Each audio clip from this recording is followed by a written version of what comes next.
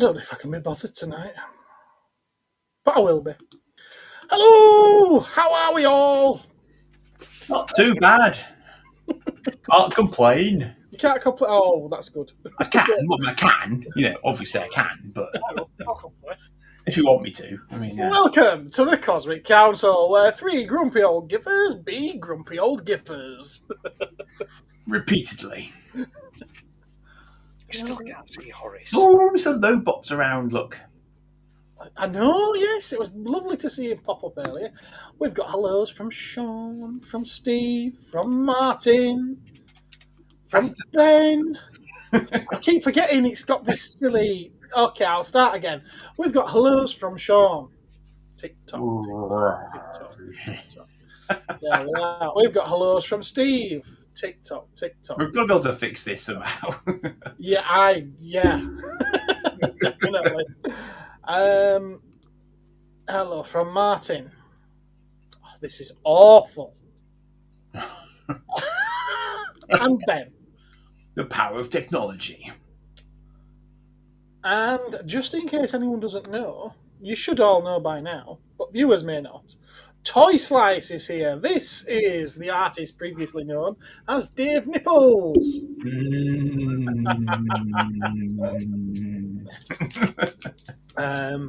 Martin's hoping that Ben's okay. Good. I'm going to be very careful which comments I put up because it's too slow. Is this to be putting everything up? Yeah, Phil's here. Is that animation thing for the comments a thing, or can it looks that way? Yeah, I need to look into seeing whether or not we can get rid of it. So everyone, stop typing for a little bit so that I can catch up. Yeah, I'll just. LOWBOT, it is lovely to have you back in the house. Hello there, sir. Let's talk amongst themselves. Yeah, we've got Josh. Toy Slice, Dave, does say talk about coconut, Ed. So, Ed, if you want to talk about coconut content while I'm catching up on the comments. I'm just checking for coconut content now. 20, are you going to get it in 21%. a percentage? Is it a percentage? I don't know. I'm going to check. Lee. Hello, Lee. How are you? Do you want to hear a weird story about this?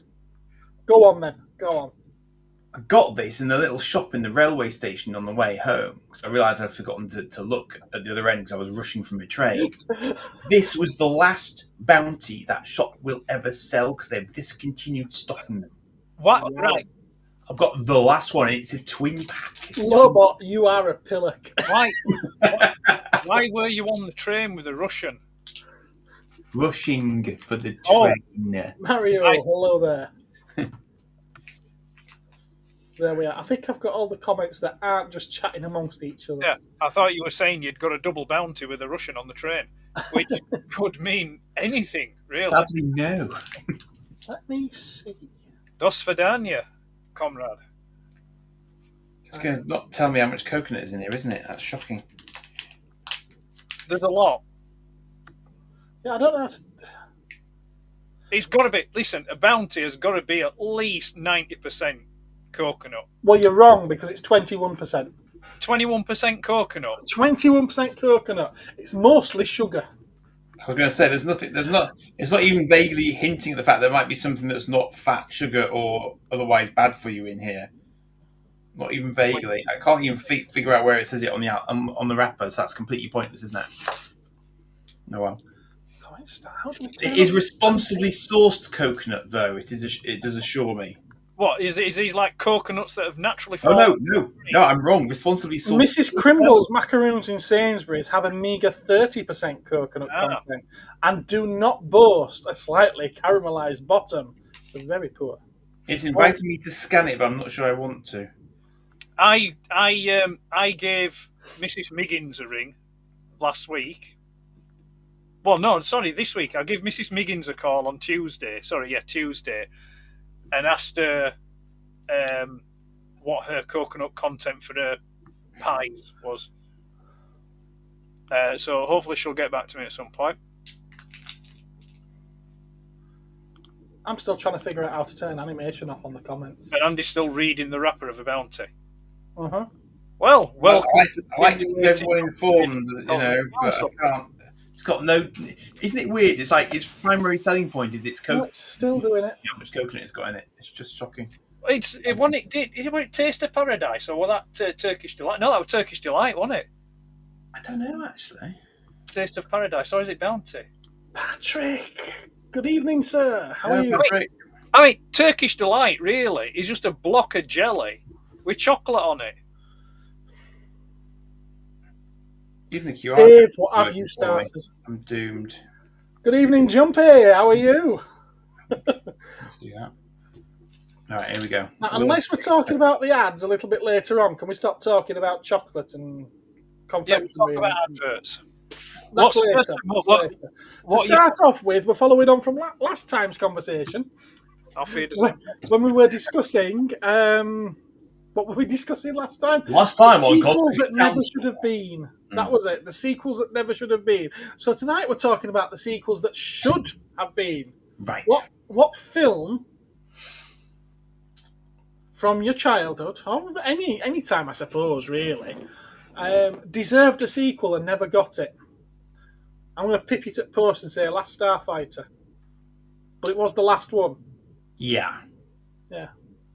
There'd be another one. It could be the new Starfighter. The new Starfighter. Then it won't be the last one anymore, but that's okay because it's new. Dave, stop it. Transformers the movie. Yeah. That's fair. Let's think. Well, technically, it did get a sequel, just not in movie format.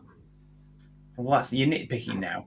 We didn't because it's an animated. Transformers the movie doesn't stand on its own 2 feet anyway. No, it's mainly 4 tires. Yeah, you're right. But...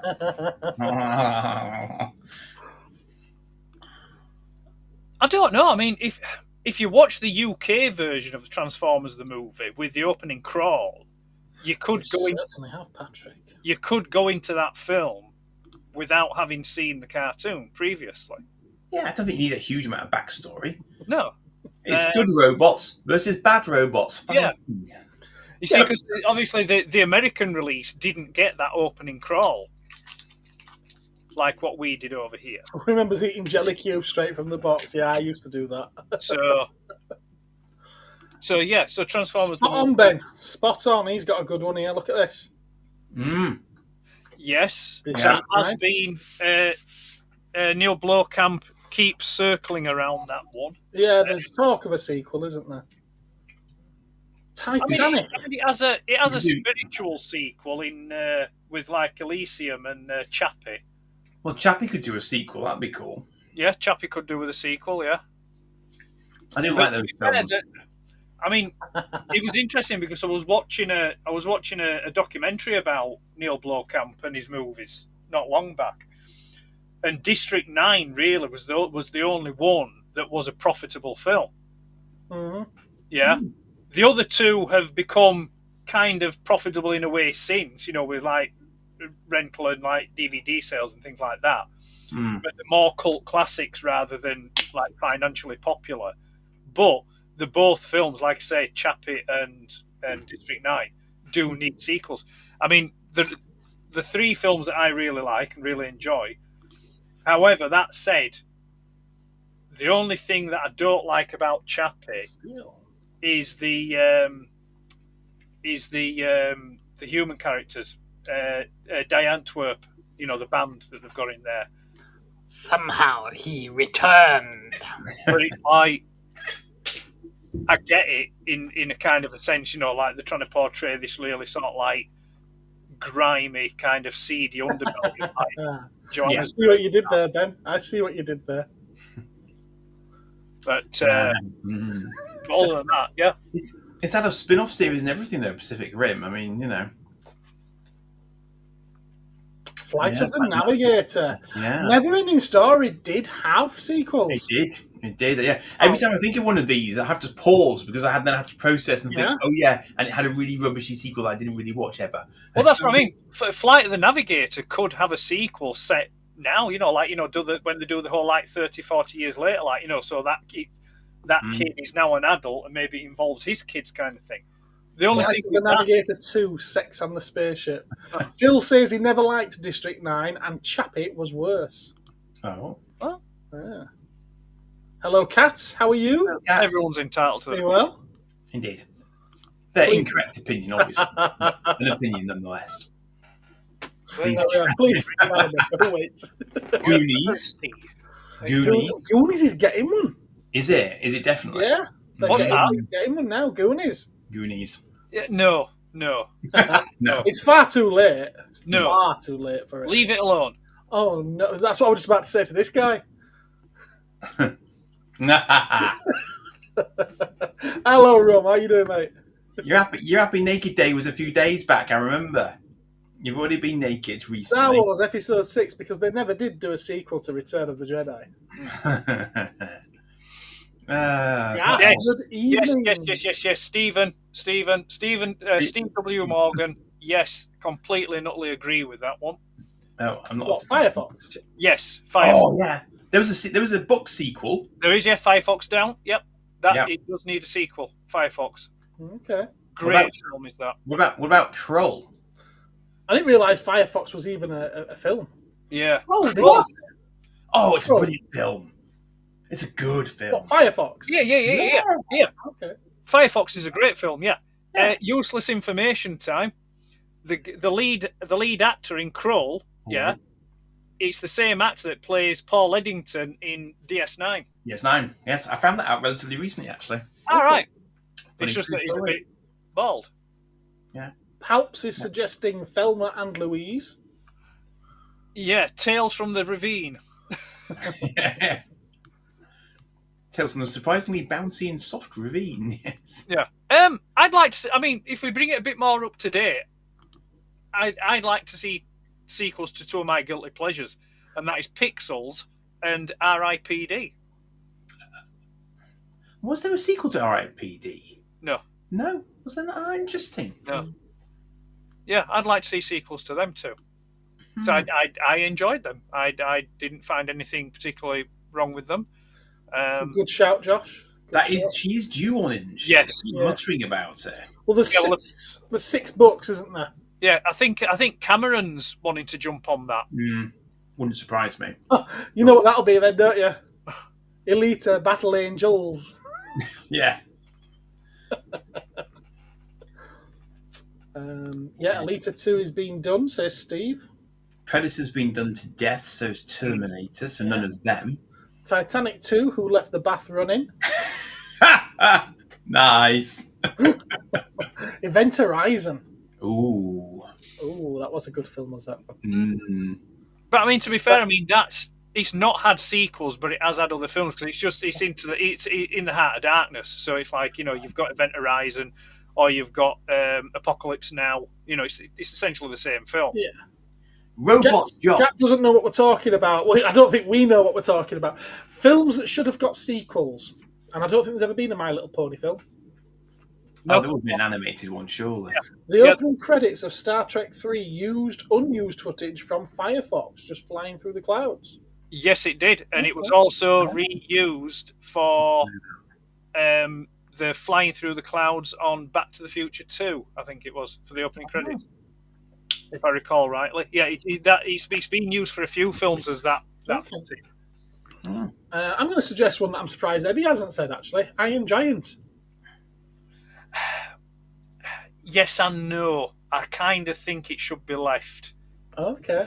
Yeah, I think it should be left. It's one of those where it's like it would be like E.T. Yeah,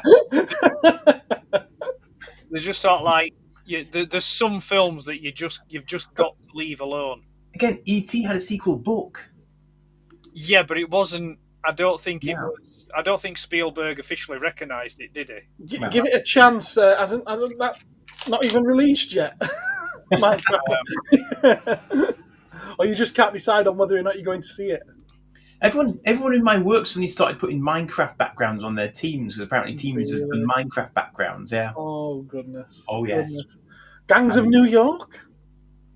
I mean, really. I mean, we ought to. We ought to sort of like define some parameters, really, because it's like it's okay.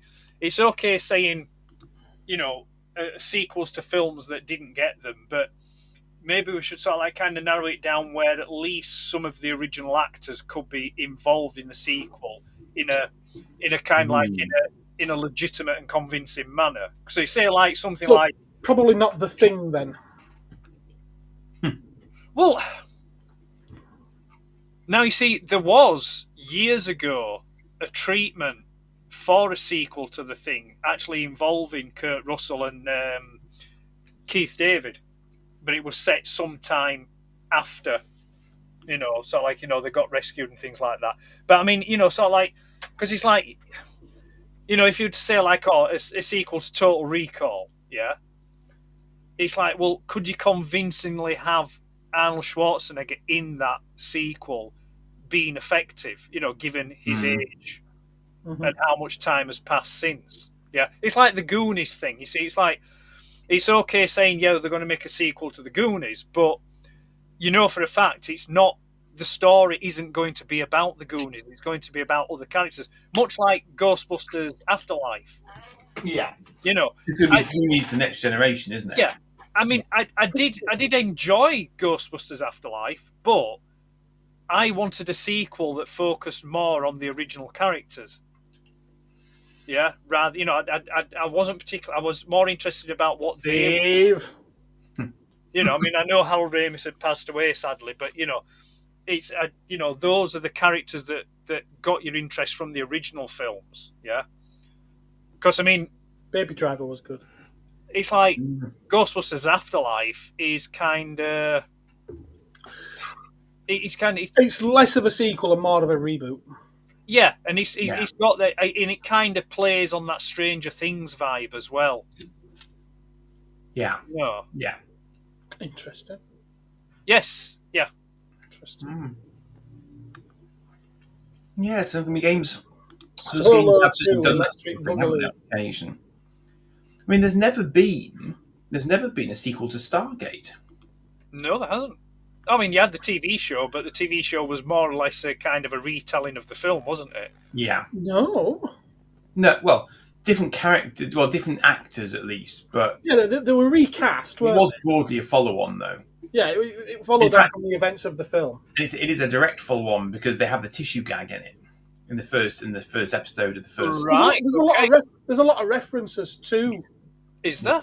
Abby Dawson, yeah, it's all the same setting. Yeah. Now, you see, I'm pretty sure I'd read somewhere that Jeffrey Dean Anderson's character, it was the same name, but it wasn't supposed to be the same character as Kurt Russell. It was supposed to be a different guy, but just had the same name. The only they go and recruit him to become part of the project because of the events of the first film of the film. Yeah. So it's definitely supposed to be the same character. Definitely. No sequels to any movies. You don't like Empire Strikes Back, then, no? But the only thing they really changed from the Stargate movie to the series is the Goa'uld. Ooh, good shout! Right. Because in the film, it's suggested that Ra is inherently an alien form just before he gets toasted. Yeah. But actually, in the TV series, it then becomes a symbiotic thing rather than that sort of suggestion. So yeah, a bit different. You see, that Stargate was an interesting one because I did actually start watching it back when it came out, but I kind of dropped off it quite early on. So not for any particular reason. It was just that I think just life events made it that I just didn't sync up with it to watch it. Yeah. No. I mean, and there's a lot to watch because you've got that and Atlantis as well. Yeah. The reason I started watching it was because I have this fascination with Atlantis. Right. And so because they brought a Stargate Atlantis series out, I was like, I kind of want to watch this, even though I know it's nothing to do with Atlantis. Although it is, kind of. Sort of. Yeah. I wanted to watch it, but I knew that to watch that, I would need to watch SG-1. To watch SG-1, I needed to watch the film. So I did watch through it all. I love SG-1. I do. I love SG-1. I love Atlantis. I think it's very, very good. I can't quite define what Stargate is or isn't. It's an action series and science fiction, but it's kind of silly science fiction, but not. It's really confusing. Patrick, there needs to be a Doctor Who movie to spark interest back into the series. No, there needs to be a good Doctor Who series to spark interest in the series. No, we just need a musical Doctor Who film. That's clearly all we need to revive it. There's supposed to be 2 musical episodes this series. Probably. There was a musical episode last series, and there's supposed to be 2 musical Well, it's episodes. Disney this now, series. isn't it? It's Disney, you see. No, this is Russell T Davies. This is I don't know why. Sorry, I clicked on the wrong one there. But there we are. It's probably in his contract. SG1. Masters of the Universe. Yeah. I actually enjoy that film. I do. I really enjoy that film. I always, even when I went to cinema to see it back in day, I always viewed it as a separate entity to the cartoon. 100%. Yeah. You know, I mean, it's not I continuing knew a that lot. bit. No. Yeah, I knew a lot of kids at the time that went to see it. You know, like when you talk about stuff like playground and stuff after you've been to see a film and that, and they were disappointed because it wasn't like the cartoon. But it's like, well, no, I didn't. I never expected it to be like the cartoon. You know, even as a kid back then. You know, because it's like it's just, it was just different. You know. Mm-hmm. No, Flash Gordon. Yes, Flash Gordon. Mm-hmm. I want to see a new version of Flash Gordon, to be honest with you. Viva Knievel. I like the cut of your jib, Steve. I like the cut of your jib. Have we, I mean, technically speaking, we could have an Airwolf sequel because there was an Airwolf movie. I think the first, there is a darker version of the first couple of episodes which could be considered a movie. I'm reaching. Let Doctor Who rest for 10 years. Buck Rogers, sequel to the original movie. Well, you see, the movie was it was it was a TV it was a TV movie, and then they chopped it up and released it as episodes for the series. God, Martin's gone Zardos. I think there should be a Z there on the end, but yeah. Bill's saying Masters is terrible. It doesn't like Motu, the movie. Apparently not. Well, there's a flavour for everyone. That's the key, you see? Yeah.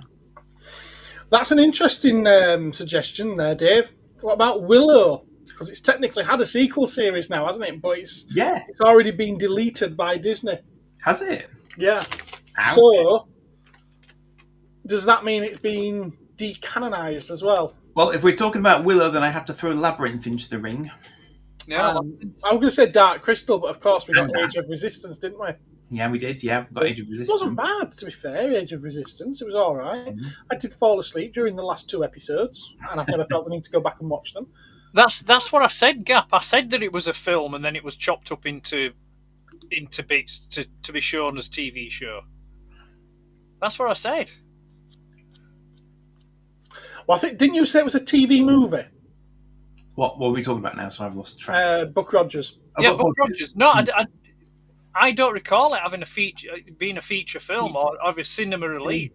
I don't know if it had a cinema release. I think they did do it as a feature because they got this really expansive intro for one of the early episodes, and I think that was the intention. It was going to be that intro where they're all the scantily clad women are basically laid and sat on lighting. You know, Erin Gray got burnt. She had burns to her legs when they finished filming that sequence. But I was always under the impression that it was made as a TV movie. I thought so, not as a feature film. It may have got a limited release. I don't know, because they did this. They used the same thing, I think, prior with the Battlestar Galactica. Mm-hmm. That was done as a TV movie, and I think that did have a limited release, and then it was chopped up. Saga of Star World, I think it was chopped up into 3 parts. And then released, and then that became like the pilot, if you will. That spawned the series, yeah. You know, the series. Regarding what Phil's saying here, though, he still watches Doctor Who now, so his taste is extremely questionable. Oh, is that the Phil that we're asking about the Lego Viper? Yes, it is. Right, yeah, it's over. If you want it, Phil, it's there. We'll talk about the other stuff later. Yeah. THX 1138. Wasn't it called THX 1139? I have to hold my hand up here. I've got it on disc and I still haven't got around to watching it. I've not seen it. I've got it on Steelbook and it's still sealed. It's a sealed book. Hello, Stone Cold. How you doing? Respect to yourself as well.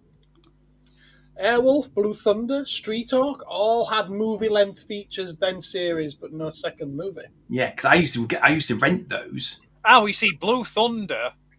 Buck Rogers actually had a cinema release, apparently. Blue Thunder was a cinematic release. It was a feature film. Yeah, it was. Oh, yeah, massively, yeah. The TV series didn't come along. No. What it was, Very different tone as well. Yeah, the Blue Thunder TV series actually went into production before Airwolf. But however, Airwolf just picked it to the post, I think, on release, and became more popular. Because it was more, I suppose, action orientated was Airwolf rather than Blue Thunder, which was more kind of like crime and procedural kind of thing. Ed's Gap's really on it here. Yeah, that's fine. Let it go, Gap. Someone else has just pissed in his litter tray. Yeah, just let it go. It's fine. It's not. It's not a. With these Masonic. I know things. How about why has he got a Masonic symbol after his name? Stargate. It's the Earth symbol on the Stargate. So Phil says thank you anyway. He'll be bearing his knee to someone and sort of like flashing his palms. Blue Thunder sequel. Phil, someone's already suggested Black Hole. Or Logan's Run 2, he's saying. Oh, Ghost in the Shell's had thousands of sequels. Now you see Logan. If he's talking about films... Well, yeah, it had a live-action film. We've had a live-action film, but we've had no sequel to it, have we? But we've had countless anime series, though. We have, yeah. Into the bigger black hole.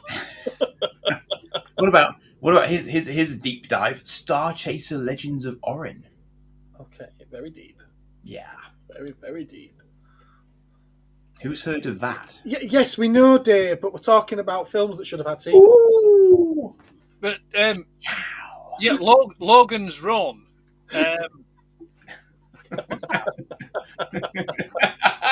What's that? It's on, Ed. Go ahead.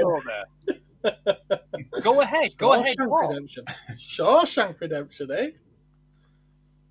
Has Gap got his handbag out? I think he has, yes. Yeah. He needs to calm down. It's all done in the best possible taste. Logan's Run. Logan's Run, that gets tied off neatly at the end. That has a resolution to that film. So I don't see anywhere really that could go. I mean, I think that's why the TV series of Logan's Run... Electric Boogaloo. Probably the second Electric Boogaloo we've had tonight. Didn't do that well. Oh, Stone Cold, thank you very much. Very kind of you. Thank you. What about Silent Running, Noisier Running? I still need to watch that one as well. Oh, Silent Running again. It's just sort of like the ending of that is resolved. You can't. Sequel to Silent Running, Silent Hobbling. Silent Hopping.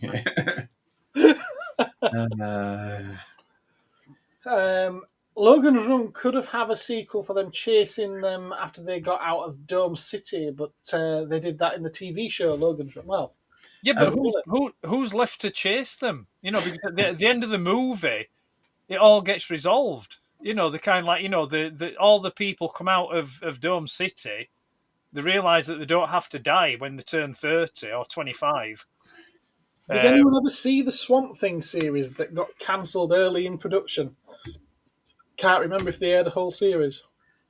Isn't there another one of that now? There is, yeah. There's a more recent one. I'm assuming he's talking about the old one. Jumpy, that's the old one you mean, isn't it? I remember seeing the bit of 90s, early 90s.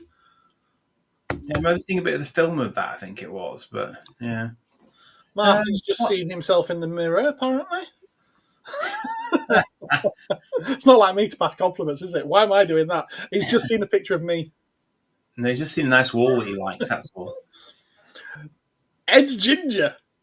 What about that beard makes you think he's ginger? This is grey. Has The Running Man had a sequel? Gareth could have a side hustle on his hands here. You know, this grey means that I'm unfortunate enough to see a lot of these things that we're talking about the first time when they first came out. I think Gap's probably about the same age. Good lad. To be fair. Good lad. But Logan's Run doesn't need a sequel. It could probably, maybe squeeze a remake out of it.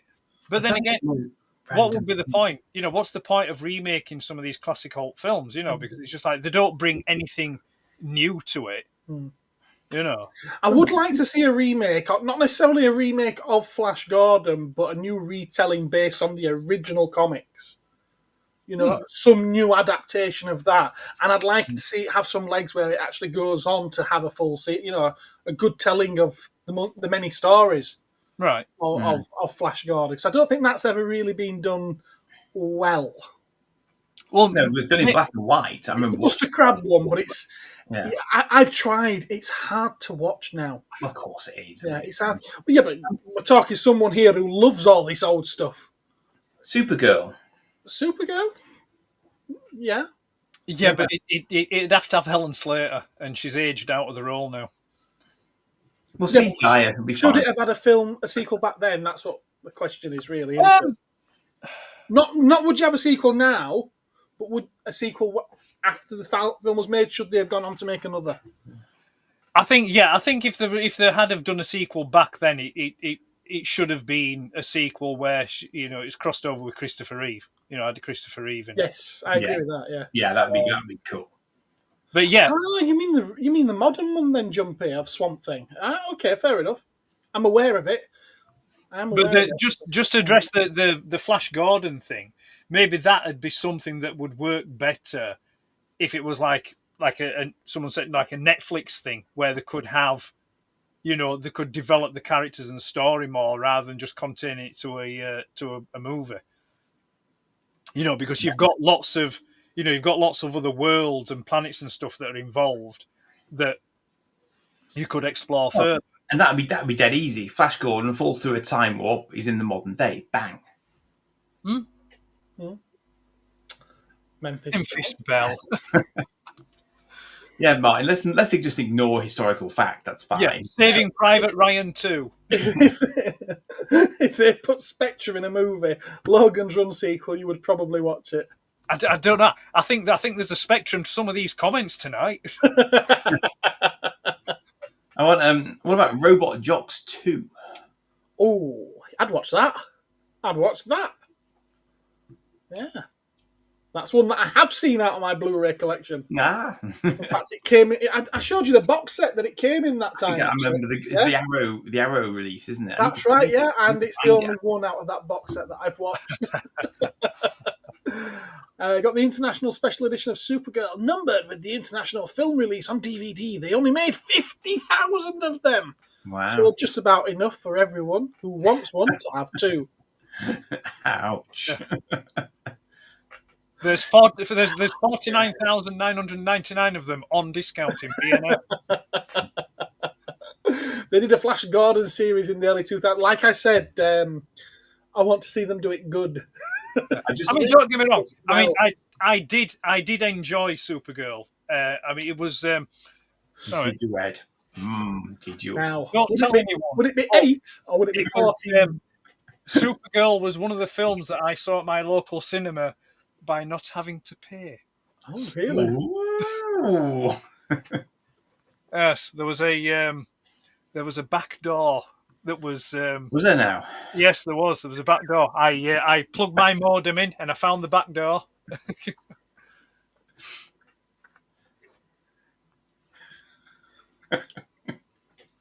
For one thing, you'd have to get me to Dallas first. And once I get there, I might have a go. Gareth does Batley.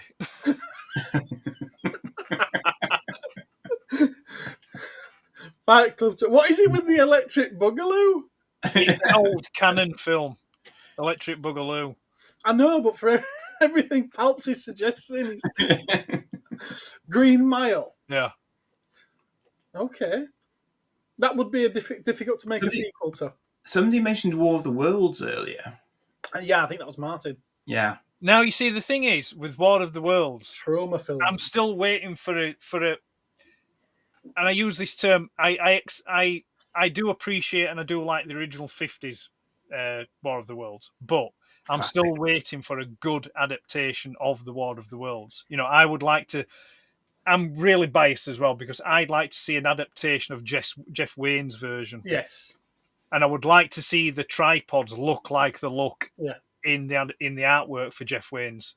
I mean, at one point, I think it's probably about 10, maybe 15 years ago, Jeff Wayne did. I believe I read he set up a production company because he was going to do a CGI movie, you know, set to his music and that. But it's obviously got nowhere, or maybe that it's just that it ended up morphing into the stage shows that he's done.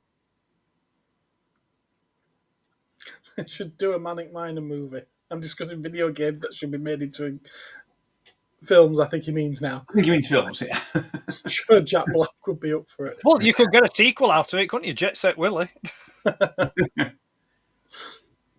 Hello, Buford. How are you, sir? On time, as usual. Alien Nation was a good film. Yep, I'll agree with that one, Martin. It's had a sequel. Yeah, what? Sorry? I'm sure it had a sequel. It had a series as well. Sequel to Spawn, or did they do that already? They didn't. They're working on a new version, aren't they? Are they? Interesting. Spawn. Yeah, they've been working on it for about 20 years now. There is that then. Buford walked home from the tram. Hunt for Red October. Finding Green November. I like Gareth already did Dewsbury, apparently. It's one of my favourite. A very, very small portion of it. With a very Invasion from Mars 2. Martin, we already said Alien Nation because, well, I think the guys picked up on it before I saw your comment. How about you see? Robot. You could have a. This is an old film. Well, I say old film. It's 1985. But you could have a sequel to it that is set now, and that'd be St. Elmo's Fire. You know, because you could follow those characters through. You know, catch up with them where they are now. You know, they'd obviously have kids, maybe grandkids, and you know, see how their relationships have developed. You know, it's another one of my guilty pleasures. Is that St. Elmo's? That's another DVD that I have that I haven't watched, Steve. Yeah, that's what I was saying. You know, maybe that movie, you know, perhaps that movie idea that he had ended up morphing into that stage show thing. You know, I think it did. Yeah. But anyway, no, I'd like to see a film, a proper adaptation of the book as well. Come on, Thunderchild. Yeah, we've done 40 minutes on that. Are we to move on? What are you like, Ed? What are you? We can't have nice long conversations. He wants like 10-minute. I know. He's just maybe. I don't know. We should maybe make a bounty too that has an increased coconut risk. I just had 2 bounties. I was just about to say, Toy Slice. I was just about to say maybe it is my low coconut percentage that's just making me affecting my attention. Moby Dick. What's wrong with Moby's Dick? How can you have it? The whale dies. No, it doesn't die. It's Ahab that dies, doesn't it? Dies, Ahab dies.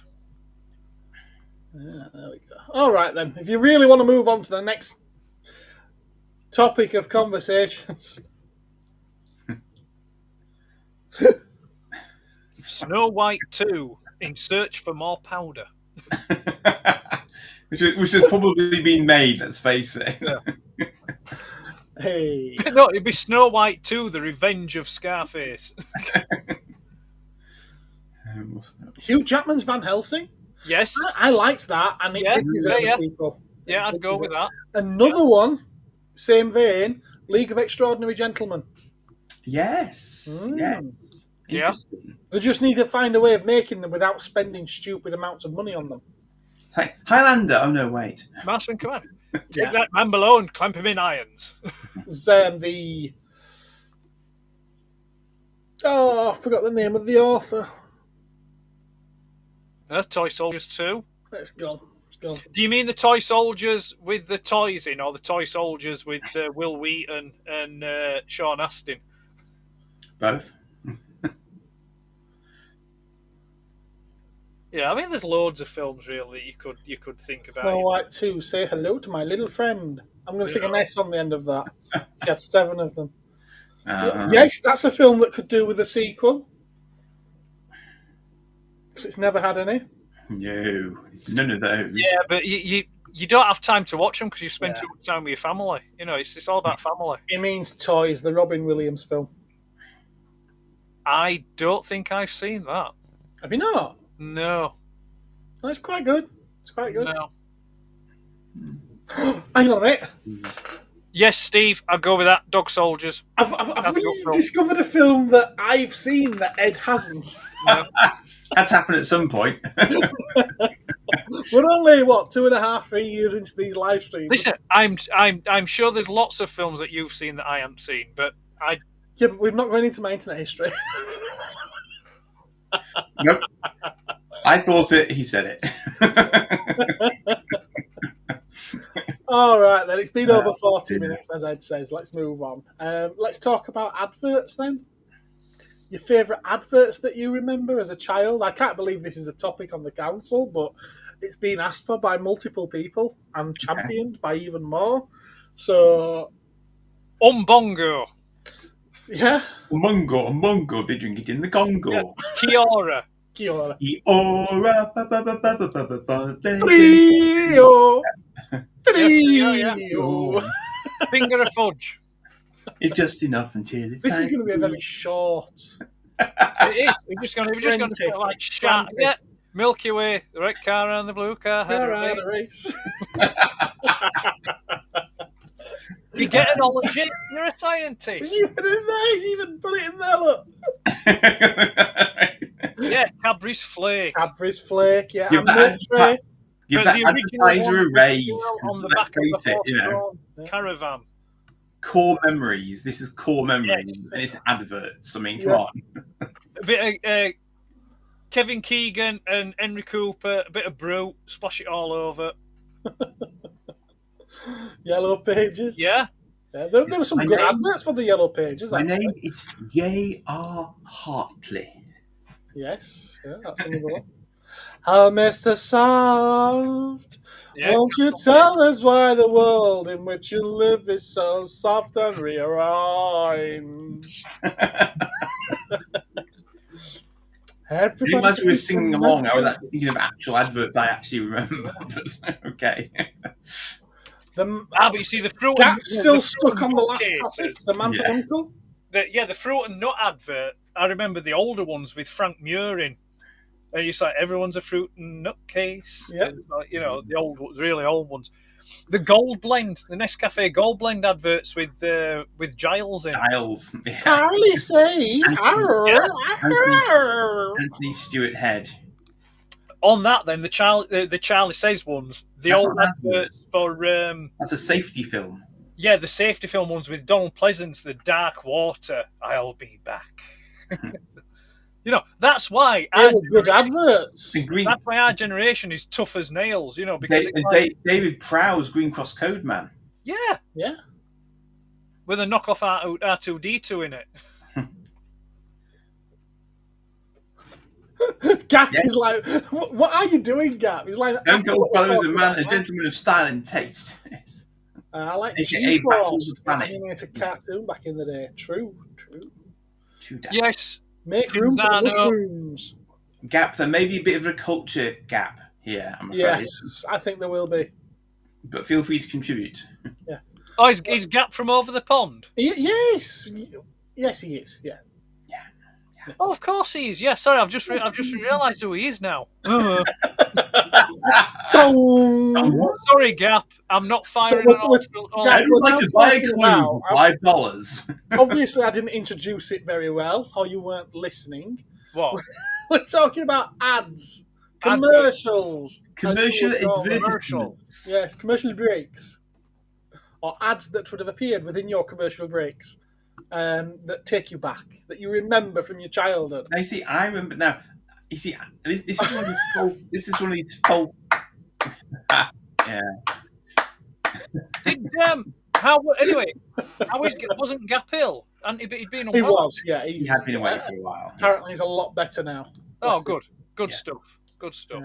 Hamley's cigars. Yeah, because I remember ages ago, because we had this conversation about.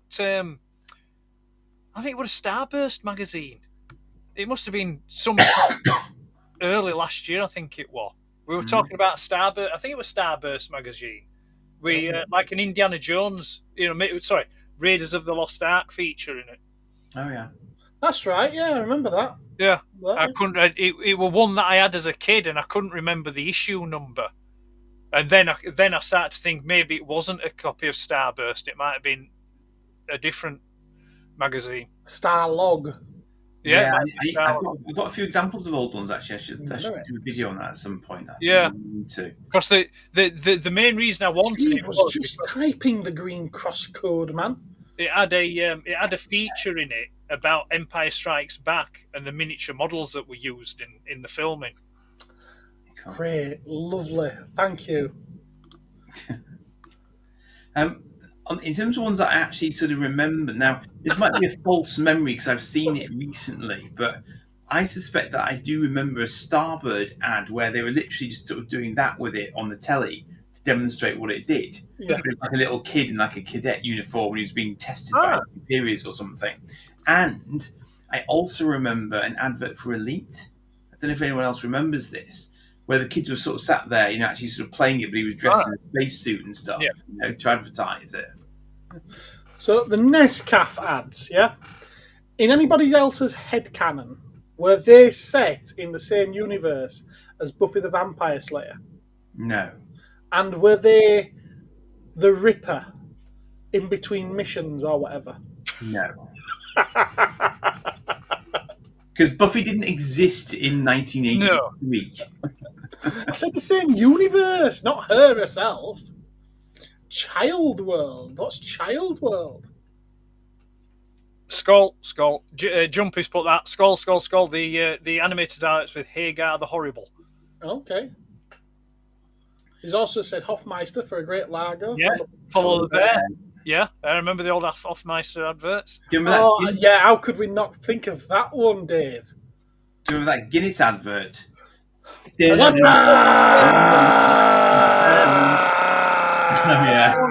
anyone mentioned the Clio advert? Papa, Nicole, Papa, Nicole, etc. Crunch it. Do you remember that Guinness one though? Do you remember the Guinness one where that guy was sort of doing all this and sort of appeared at different angles and like the dancing.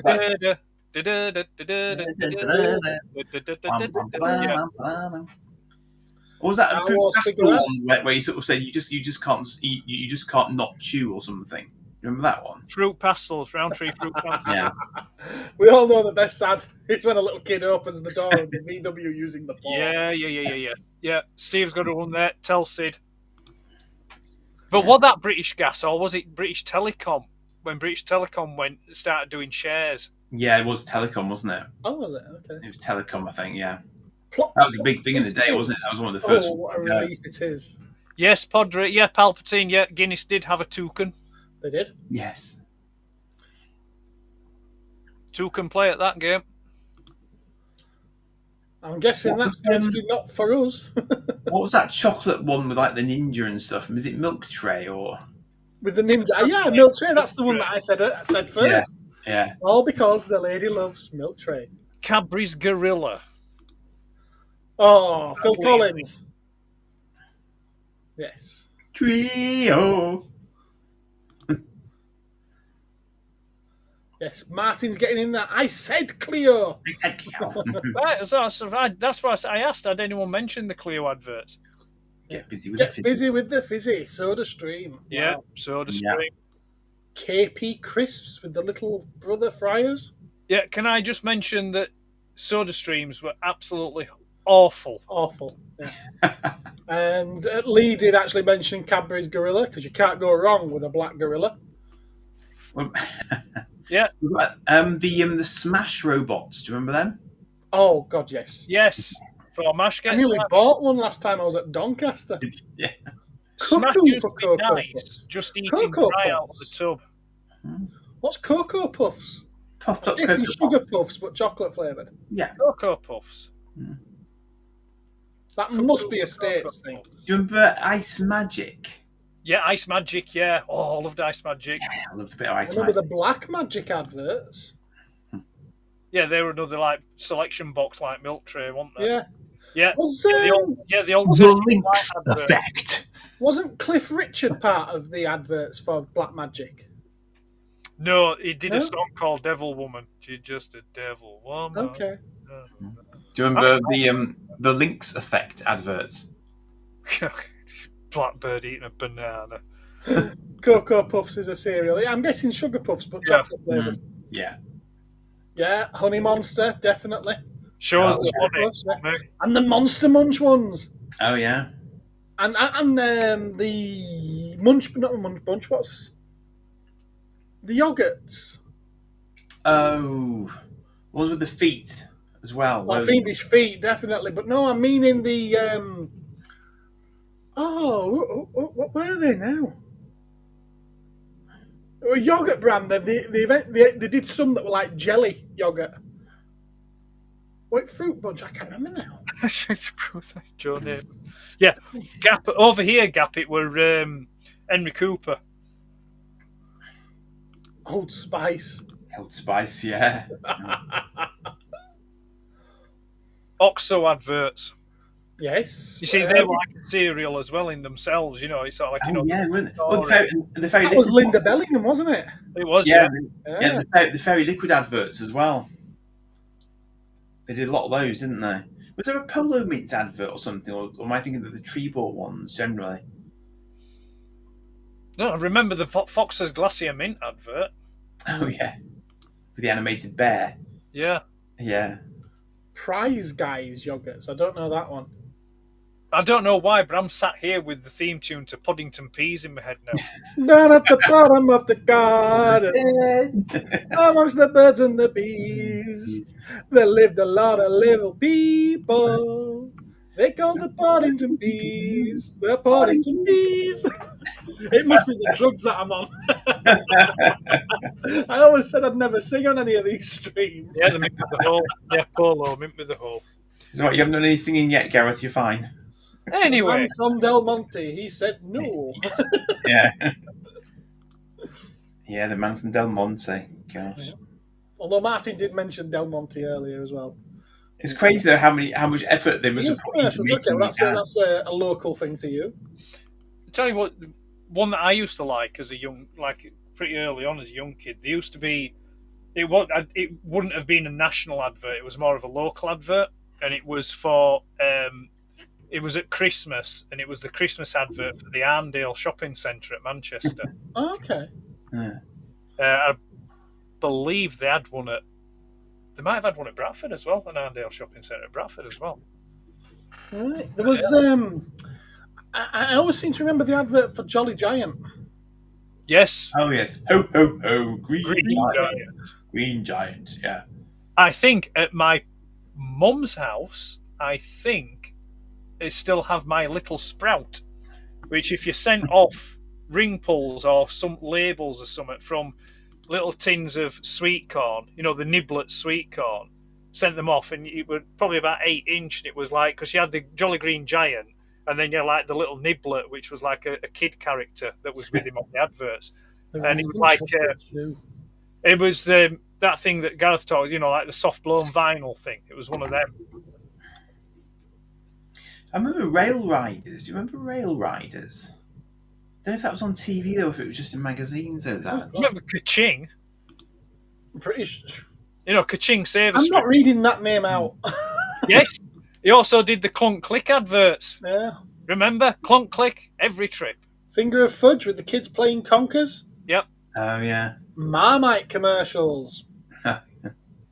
Oh, is it? Is that the old Arndale Shopping Centre at Bradford getting demolished? Right. Yeah, yeah. It wouldn't surprise me. Bradford's had a lot Bradford's of very busy. and a lot of redevelopment done. So, hey, what toy adverts do we remember? Yeah, let's get it back into toys. Well, because of videos that I've been editing recently, how should I say video, because I've still only done the first one in this new series, I've got very vivid memories of Diaclone adverts and Transformers adverts. Yes. Diaclone. Right. I are gone. But I do remember the original. No, but I've had to, due to the research and the insertion into my video, yes. Yeah. But I do yes, yeah, you're doing the Transformer thing, aren't you? I am, yes. Yeah, you're in my pond now. I do remember the take a shit in it soon. I do remember a lot of the original Transformers adverts, though. Yeah. I mean, they were desperately disappointing compared to what the animated series was showing, of course. But, Well, the thing is, right, this is quite Armadillo! interesting. Action Man. I don't actually believe I remember seeing a Transformers toy advert on the telly at all. I don't recall. No, I don't. All like when you go on YouTube and you watch all the old toy adverts, yeah. There was none of the toy adverts for Transformer toys that I recall ever seeing as a kid. Oh, really? Yeah. Yeah. Because all like the ones like for Optimus Prime and the Seekers and stuff like that, they're all American adverts. Yeah, and I don't ever recall seeing them on the TV over here. They must have put them on ITV between the Timmy Mallet episodes, though, surely. Oh, thank you, Mr. B. Yeah. I don't know. I've got one of them here with me, actually. One of those goodies. I'd be amazed if they didn't, but I mean, maybe someone out there can tell us if the UK did show Transformer toy adverts. I mean, I remember GoBot's toy adverts actually as well. Right, Star Wars ads. I remember the big sort of four-legged carrier doodah. Yeah. I don't remember toy ads, says Dave. Only confectionery. Any confectionery. Phil's got a damn good point here. Every 80s cartoon was an advert for toys. Yes, we've had that conversation, haven't we? TCR ad. Yeah, I mean, I recall the adverts that were in the nightcap. Take care, matey. They're nightmares, I think. Take care, Gap. Scalextrics. Yeah, I remember Scalextric adverts. Someone would say Buckaroo. Yeah, I remember Buckaroo adverts. Oh, I remember the Buckaroo one. And Pop-Up Pirate. Operation, definitely. I don't recall commercials for Transformers either, unless they showed it during the cartoon. I honestly can't remember ever seeing it. But then again, you had no TV, Ed. Mind you, but again, I could be transposing that with my imagination from the print ads. Yeah, that's what I'm saying. Yeah, I all day long the print ads. Simon said, "Do you mean the UK, the UK?" But again, I'll say again, I don't ever recall seeing machines. Yeah, remember those for Thundercats either. No. Mind you, I would have only been 2 at the time, wasn't I? 3. In fact, I'll be right. I'll go out on a limb here and I'll say the only toy advert as a kid. Well, no, I wouldn't have been a kid, would I?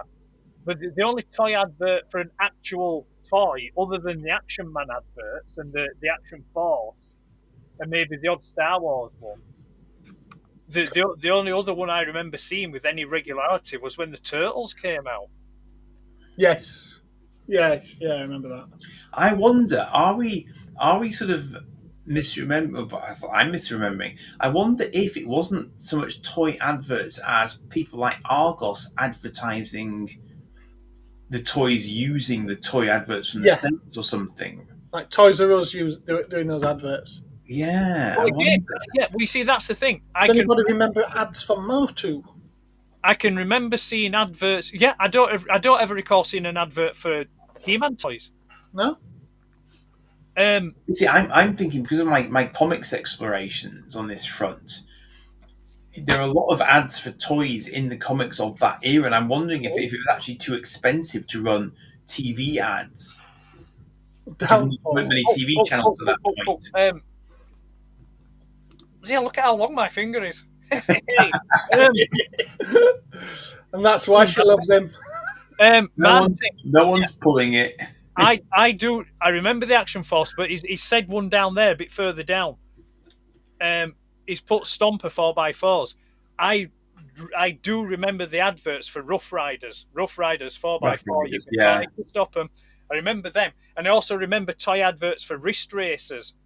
You know, the Dukes of Hazzard wrist racer. Yes. That does ring a bell, actually. And then this other toy, but this was really, really young and really early. I've forgotten what they call them now. And I had them.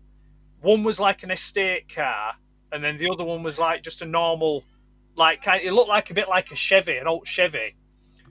And you had the rip cord in it. You pull the rip cord. Oh, yeah. And they'd hit together and panels would pop off. But I can't remember what they're called. I know what you mean. I know the Oh, one. yeah. Steve, good one, Steve. Yeah, I remember the Big Track advert as well. Yeah. And Tonka adverts. Well done, Phil. Yeah. I think they pushed the trailer with Big Track with that as well, because you had an apple. You sent the apple to Dad or something. Yeah, to Dad, and he held his hand out to catch the apple. But but I think, I just get a feeling that some of these bigger American toy lines, like Transformers, Master Universe, I don't recall ever seeing any adverts for them. But there must have been on the TV. There must have. I seem to remember an advert for the one that was almost like a train of a 4x4 that would go up and down over the rocks.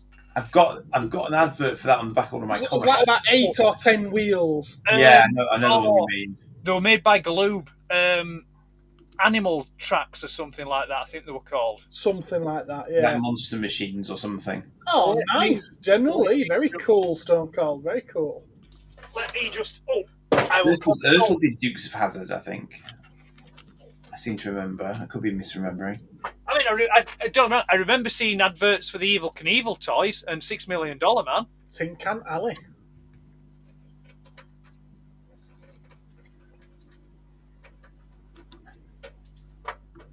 Loop the Loop Traps Matchbox. Wouldn't that be Hot Wheels more than Matchbox? Not then. Matchbox, yeah, definitely. Because like my construction kit I've got is Matchbox. Yeah, but for Loop the Loop kind of things. Yeah, but it was part of the Matchbox range. I remember I've got it in my Matchbox catalogues. Yeah. Okay. Race and Chase. Yeah, that were A Ricochet. Race and Chase was kind of like, I think it was it a TCR? It was either a scale electric or like a plastic trap kind of thing. Have we gone from talking about ads that we remember to just toys? No, they're an advert.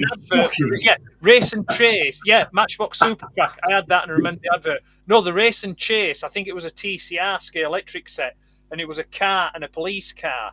And then the gimmick for it was, as they went along the scale electric, it used to turn round and go the opposite way. Right. Yeah, Battleship. Yeah, I definitely remember the Battleship. You sunk my battleship. Yeah. I'll give you a cracker out and send you to bed early if you don't stop. Yeah, Race and Chase. Yeah. I think. In fact, I know where my doodads are. Let's have a look. It's got to be on one of these. Big Jim. Yeah, Big Jim. Yeah, they used the tiger from Big Jim as battle cap for He-Man. Oh yeah, I've seen that. Mastermind. I remember the adverts for yo-yos very heavily from my childhood. So they became a really big thing. Yeah. And anything with slime in it. Or like Ghostbusters Firehouse and whatever else. Anything that had slime. There was definitely a slime period. Yes. These are the toy adverts I remember that were always on the back of the comics. Yes. The Wolf Pack. You know, like the new leaders and Perfection. Special teams and the triple changes. Yeah, so you'd have the odd randomy one. Nesquik. Yes. So Matchbox were doing stuff like this, you see. This was 1989. Yeah. I have got it somewhere. I will find it. That was Matchbox Motor City, that bit. I've definitely seen Loop the Loop ones. Let's go back a bit. Now I've got the Rough Riders theme tune in my head now.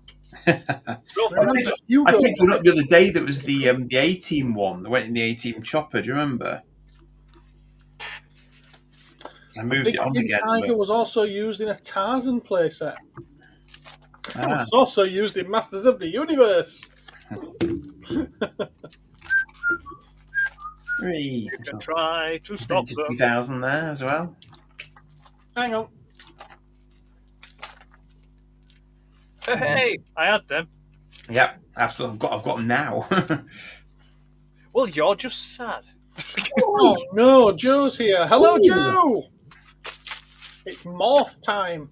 Race and Chase Power is Matchbox Power Track. Right, yeah, cool. Cheers, Steve. But I'm pretty sure TCR did a set called Race and Chase, where it were a police car and a car. Hello there, young man. How you doing? Matchbox Streak sets, apparently. Yeah. I'll tell you what, Andy, I don't know if it's in one of the catalogues, Andy, but yeah, one of the best toys I had as a young early kid before Transformers rocked up was I think it was Matchbox, and it was like a really big. I think it might have been under the Super Kings line. It was a big one, but it was a Ford Transcontinental truck, and it had like a bridge. It could build a bridge on the back of the trailer. Oh. It was like a beige coloured truck, and the bridge was red. Yeah, Joe was just asking whether or not he thinks that the Cosmic Toy Man, which is a 1/18 scale figure, would fit inside a Matchbox, which is a 1/64 scale car. I don't think it would happen. Well, you can't bend his arms and legs, can you? No. You could use them as roller boots. And then you'd probably end up with an ankle like mine. Not a playable toy. Well, it's just as playable as the original Star Wars figures. Race and Chase police car and a truck I had. Evil Knievel. Right, so you meant me, Joe. You meant all 6'3" of me. Would I fit inside a Matchbox car? Yes, yeah. Now, did anyone have these? Do you remember? Joe. Did you have any play mats? Do you remember these play mats here? I'm sure I had something like that. No, I never had a play mat. They were quite good. They were quite good fun. Those play mats.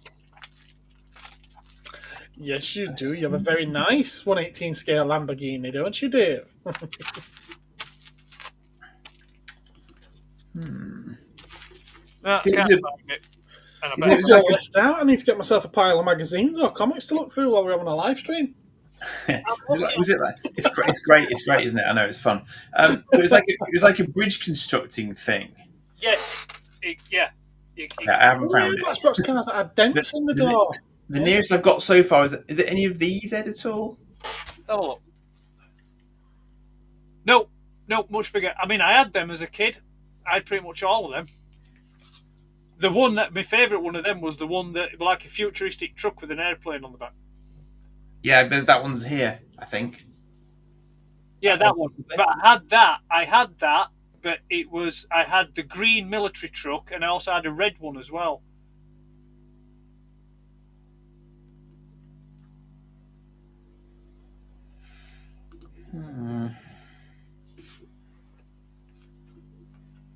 I mean, I can't. Let's see if I can find a. Yes, Dave, I should have, shouldn't I?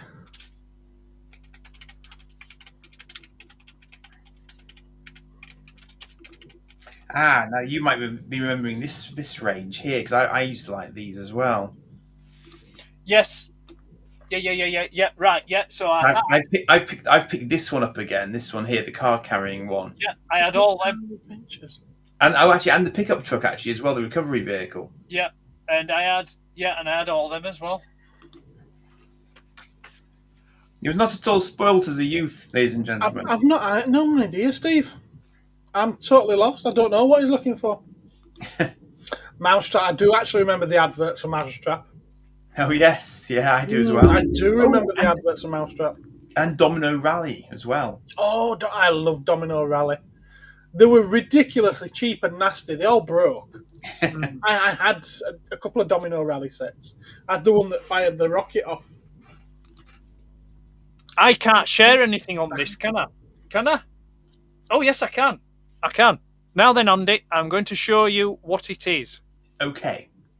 I'm glad that wasn't wasting the time at all. That's if this works. Right, okay. There you go. That's it. Okay. Super Kings. Okay.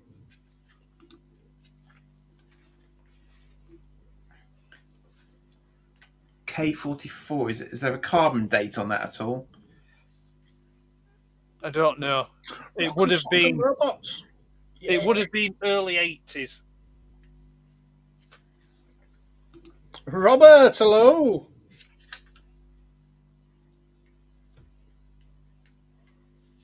But yeah, that. Yeah, I was a play out of that because it was scaled. So, like, you could use it with other Super Kings, Matchbox Super Kings. I'm on the Super Kings pages now, but I might be too late in time, possibly. I got my grandkids an RSR, but it's much smaller than the original. It's an RSR.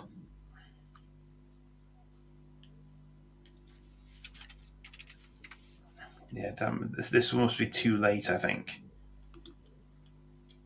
That one looks older than younger than these. Right. Let me try mid-80s. I've got a year on it, 1981. Oh right, okay. That is quite early 80s. Yeah. That is very nice, Cosmic.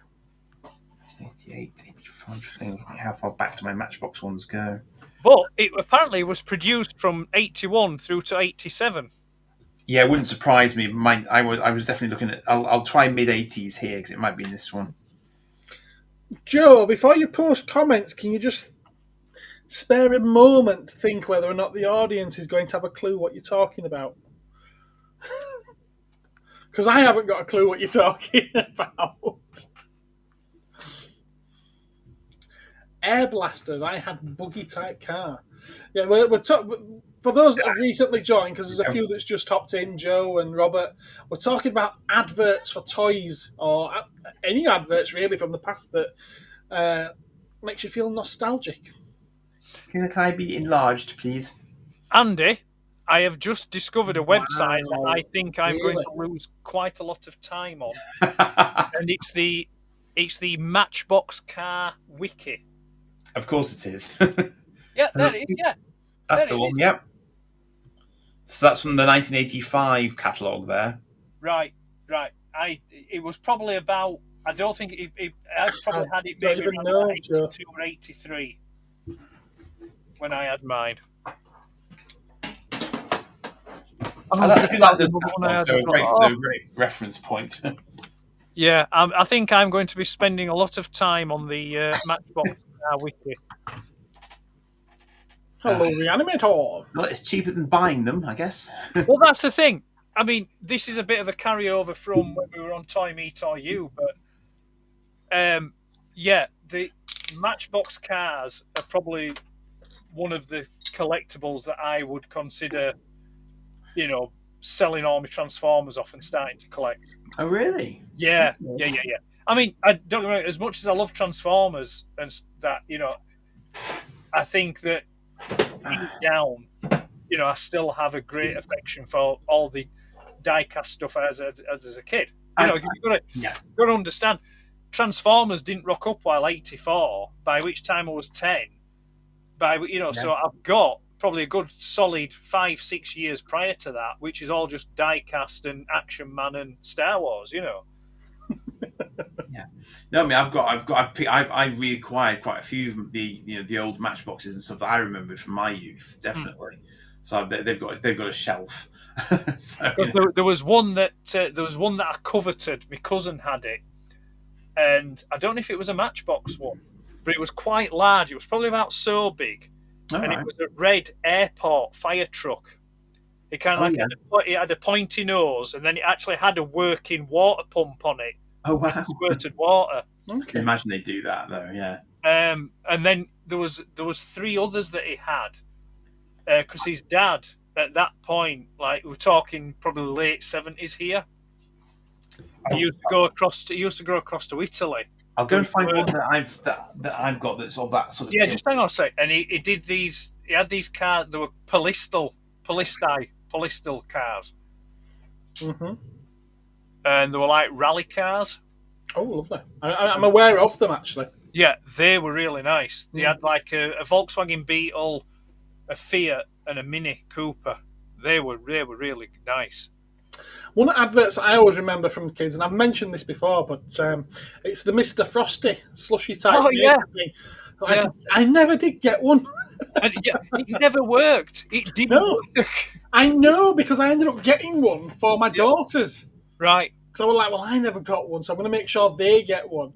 Yeah. And it were rubbish. We tried it once and never used it again. It's same as like things like, you know, the light bulb oven. You know, did they ever work? Yep. I had that, yeah. So they looked for me. They reminded me a lot of the vehicles from Thunderbirds. I had a full set of Matchbox Sea Kings, all boxed, and sold them in the late 90s. Regret it still now. Yeah, there was I remember the wrestlers that sweated as well. They had the little thing on the back that you pulled off and filled with water. I had a die-cast Sea King helicopter. It was like a blue and white one, and you put a battery in it, and the blades spun round. But it also had a working winch. It came with like a little. It looked like the re-entry capsule from Apollo, and it came with that, and it used to winch that up.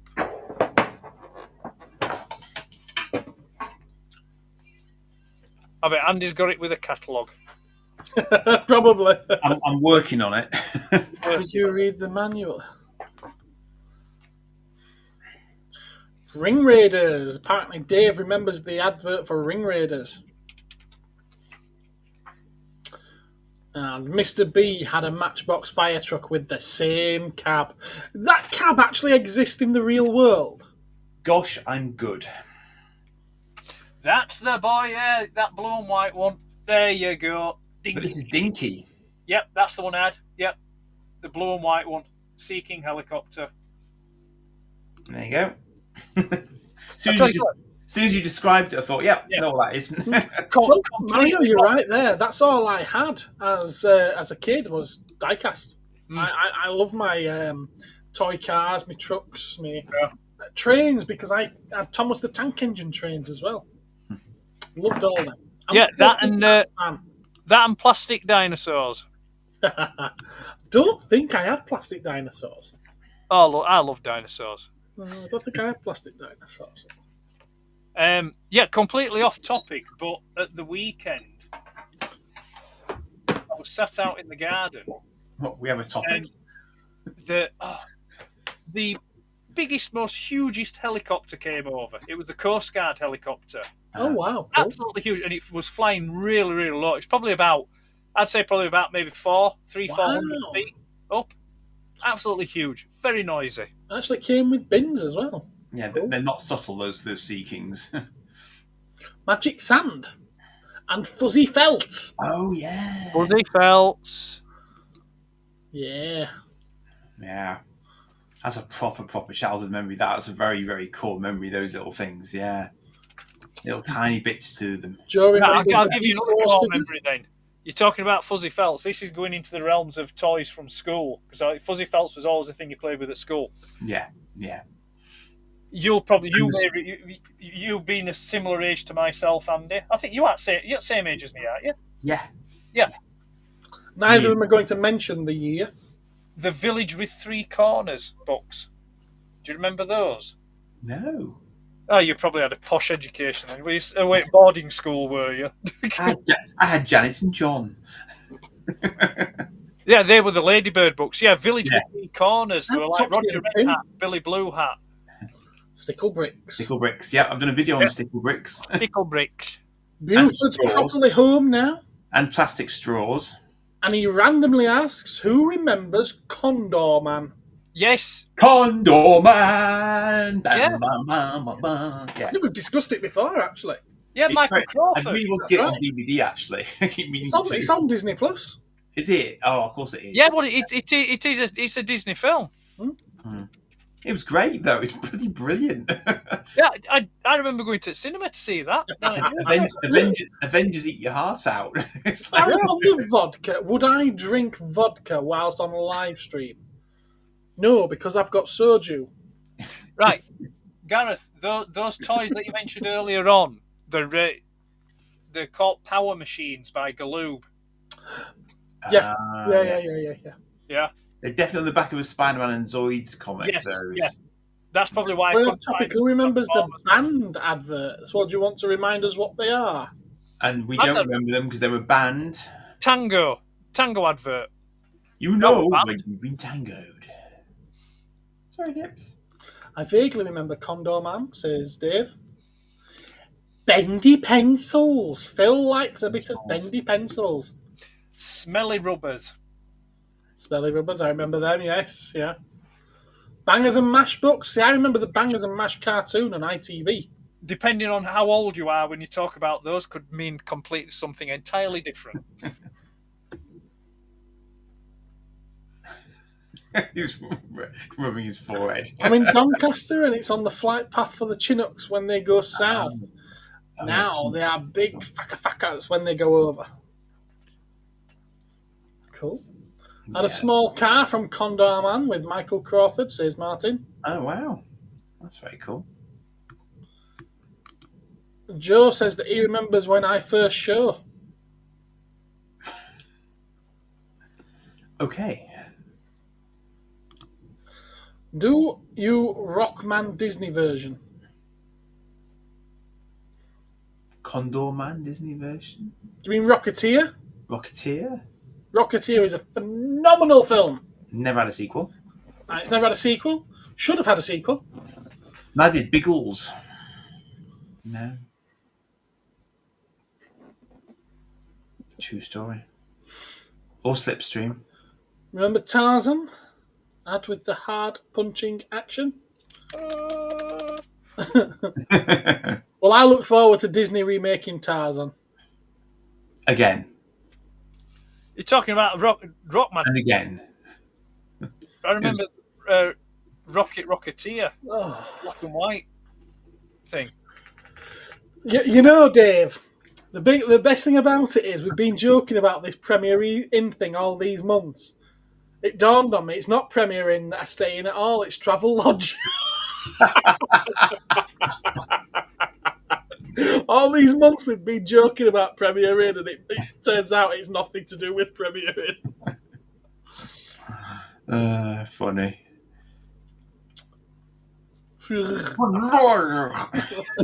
Okay. Condor Man's car was a Vauxhall Nova kit car with a body kit. What?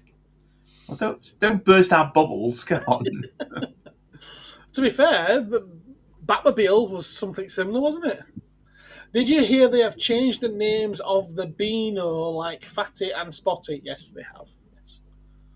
What? Whoa! Back up! What's that? Back up. They've given them actual names because Fatty is derogatory and Spotty is derogatory, and they don't want to be offending anybody.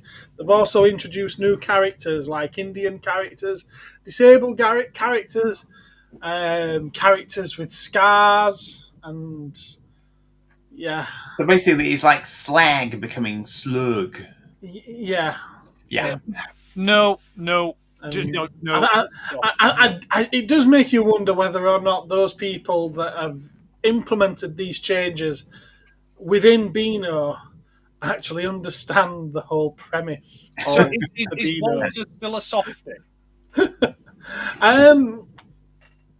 I don't think they've changed. I don't know if they've changed that or not, but they've turned it around because they always kind of made him appear gay, and they don't want him to appear gay now because it means that they're championing someone bullying a gay kid. So they've made him sort of like more normal. So probably no, he's probably not a softie anymore. It's like I really don't think you get the point of the Beano. You know, I mean, to be fair, I mean, I don't ever. I mean, growing up as a kid, I don't ever recall associating Walter as being gay. No, he does come across quite pretty though, doesn't he? Well, no, he's just sort of like he was just a softie. He was just like you know. Well, as he was called in the Wandering Terrier. comic numerous times, they called him a pansy in the comic on numerous occasions. Do I know you, Wandering Terrier? But hello, by the way. But the thing is, I mean, sort of like you're not possibly Ian, are you? You don't mess with Bash Street kids. You know, it's fatty and spotty. You know, it's just like Travel Lodge. I'm out. No, well, it's not fatty anymore because it's nasty to call someone fat, even if they're fat. And fatty is very fat. Yeah, but he's fatty. That's his name. You know, it's like that's what it says on the tin, basically. I mean, I've just stopped calling Plug. You know, he was called Plug because he was ugly. You know, it's a guy who goes into space who was a well-known comedian, possibly. Oh, I don't know. I mean, yeah, it's worse with crappy food. I have my old Beanos from 84 and 85, and I'm happy with them. It's like I don't see. But I mean, do kids read the Beano these days? Obviously not, because they'd be up in arms if they did. No, it's like I don't understand. I mean, it's like do they still have Lord Snooty in there? You know, Ian, then. Which is Andy it is offensive to rich people? You know, be Lord Snooty. I bet they don't have Little Plum in there anymore, do they? Gareth's just computing still. I'm trying to figure out which Andy this is because it's a very common name. Is Andy? What are you saying? It's not Andy who was in this morning, is it? Mr. G.I. Joe Andy. Moved to America. Oh, you have changed. Yeah, you weren't called Wandering Terrier before, were you? And you certainly didn't have that profile picture. Hello, Andy. How's America? Is it doing well? Inconsolable. Are you having fun there? No. It's hard to type after beer. Do what Joe does and uses his microphone on his phone, but if you've had that much beer, maybe that's a bad idea as well because he gets it wrong without the beer. I used to get a comic called Spike. I don't remember Spike. I remember Shiver and Shake. I remember Beezer. I remember Beano. Dandy, obviously. Buster. I loved Buster. I definitely got a Dennis the Menace fan club badge at one point. I think that was a little bit before my time. With Nasher. Ed's looking to show you it again. You what? Baba, ethnical sheep, have you any neutral fibre cloth? Same bloody people that rename the Beano characters. I still have my Dennis the Menace fan club membership wallet. Does he still eat pies, Desmond? Oh, yeah. Probably does. I'll go get it and show you if you want. What about Chunky? But I still have it. How about morbidly obese? How are you describing me? Well, yeah, you had Pie Face. You had Pie Face and Curly. They were Dennis the Menace's best mates. Remember Pie Face and Walter the Softie? Yeah. Amazing. How's the sunny UK? It's not very sunny. Right today. Everyone was out today in Leeds. Yeah, but it's not very sunny, really, is it? Walter's dog. Walter had a poodle called Fufu. Either Fufu or Fifi. Yeah, and they used to have a scratch with Nasher, didn't they? Ed, you are not really defending the stance of, well, I didn't think he was gay. He had a poodle called Fufu. Well, if he likes Fufu, then obviously he can't be gay, can he? If he likes Fufu. It depends on whether or not you use Velcro gloves with it. Well, did you know this? Dennis had a sister called Bayer? No, that came later. That's not proper Beano. I got 2 comic subscriptions, Spike and Scream. Okay. Dennis the Menace was an only child. He feared the demon whacker. I've had to import a Condor Man figure from America. There isn't much out there. I can imagine there's not a lot of toys of Condor Man, to be fair. Pretty obscure as... Yeah. It was still brilliant, though. Oh, definitely. But it's I can't imagine NECA ever deciding to make a figure of Condor Man. No, probably not. Sadly. No, Oh, good God, no. it's never much. No, he can be delicate without being gay. Of course he can. Of course he can. You see, I've just made the mistake of looking at the new Beano comic, and Yeah, don't. what have they done to Dennis? Do you want to share it? He looks awful. It's like Dennis the mildly annoying in that role than being a Oh, you're menace. missing the G there, Wolverine. With Joe, you're missing the G. Gnasher and Nipper add G's. Oh. Never was Buford. They were silent, so his phone wouldn't know that if he's speaking into his phone to get this. Oh, Gnipper. Gnipper and Gnasher. Yeah, Nash's son was called Nipper, Yes. and then there were Rasher that were his Pig. pet hog. Yeah. Which I imagine they probably got rid of that for reasons long ago. But I mean, it's like some of the best. You had Babyface, Finlayson, and Jonah. Why would I, Joe? Why would I go see that? Anyway, what's next topic? Well, you've exhausted them. Have we? Yeah. I mean, we can show pickups if you like. Well, is that it? We just have Anything you want to show off to the wonderful audience out there that's been waiting for an hour and a half to see something to do with toys on this toy panel. That Optimus, what I did a video of. There he is, look. Okay, cool. Is that a Mega SCF? No. What's It's a that? Reds. Yeah, robot, that's me, a robot of enhanced design or something. Oh, red. Red, yeah. Right. He's quite cool. He's got little matrix in his chest and stuff, you know. Yeah. I didn't bring enough booze with me. It fills the space on the shelf. I picked this up this afternoon. It's a very, very rare luxury item. Oh, My first one of the season. No. it's not the season yet. No. And of course, I was gifted this very kindly by Blackadder, not I. Richard, Yes. not Robert. Promise encased in chocolate. No, you'll be able to tell me this guy. Is that how they normally come in, or is this an extra bit of packaging around it, do you think? What do you mean? Well, the plastic seems like a lot of plastic. It's got a coat hanger thing on it. That's how they used to come, yeah. So you can have- They now come in a box. They've changed. Yeah, because this is NECA. Yeah, they don't use that packaging anymore, but they did then. Cool. That was normal then. I'm missing out on a trick here. You two are always getting stuff given to you. This is like the first thing I've ever had given to me. So it is of note on that table. To be fair, it is because you're a grumpy so-and-so, Ed. Rhubarb. You what, sorry? Come to modern Britain. It's done by the guy who played Lou in Little Britain. Okay. So, David Walliams. Confectionery pickups! Look at that now. Dave's really excited. Done me bounty already. Yeah. Sorry, do we know Toy Slice? Yeah, it's Dave. Yeah, it's Dave Nipples. Dave with the nipples. Well, why is it called He's Dave? rebranded because Rebranded. he felt that Dave Nipples was too Transformer focused and he's into more than Transformers. I thought it was perfectly fine, to be honest with you, but yeah, he's rebranded as Toy Slice. How do you associate nipples with Transformers? Retgar. Because it was Retgar's nipples. Yeah. Retgar's pew pew nipples. Yeah, but Dave. Why did Retgar call them Dave? Well, one of them anyway. He might have done.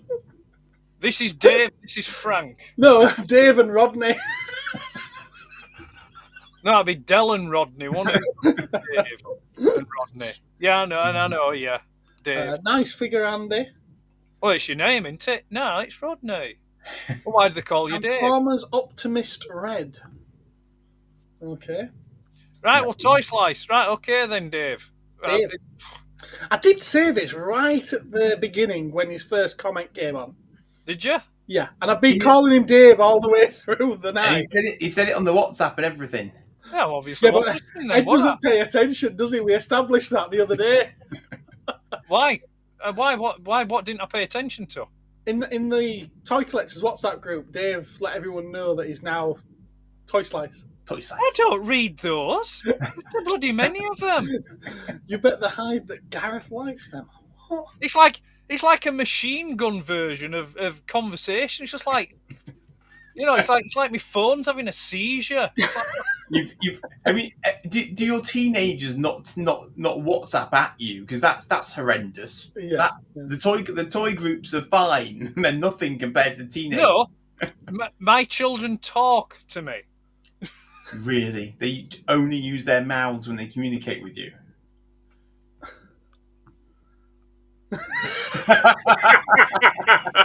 I'm just trying to think. What was the last text message I had from my kids? So, is anyone going to see the Minecraft movie? Yeah. I don't know. I'm not going to see that. I'm not slow on. I'm actually quite sharp. It's just that I just like, Well, everybody knows they get hand-me-downs. What? All right, Dave. All right, Dave, says Martin. All right. Good job I didn't know Dave when I was young. They have to play out with nipples. Eddie's slow on the uptake. He is, bless him. I'm not. I'm quite sharp. I'm just happy to play the fool. But I've lost track. What's the topic now? I think we're supposed to be showing off our pickups and toys and pretty little playthings. I'm sure I've got a little rampant rabbit around here somewhere. I've still got some hangovers from Sunday here. Mine, why are you talking about nipples? Oh my God, Joe, get with the program.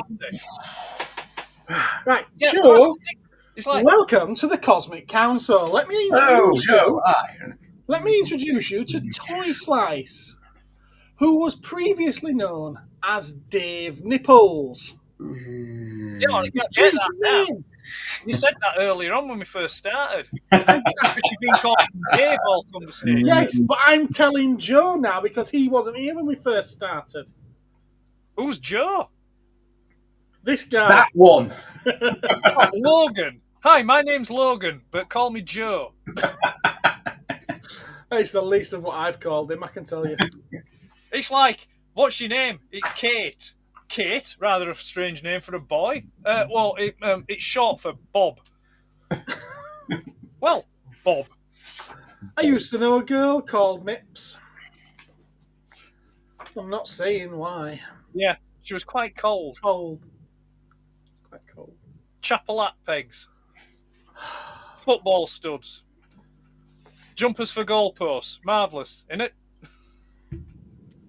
But anyway, no, be careful where that's going. But I mean, didn't we show all his recent pickups on Sunday? Yeah, but this is a new audience. Is there? Anything with Jack Black deserves to be destroyed. Kung Fu Panda, School of Rock, Tenacious D. The Holiday, even. I quite like the Holiday. Libra. I've not seen that one. As much as I appreciate being the topic of conversation, I would like to see more pickups now. Well, I'm sorry, Dave. But no.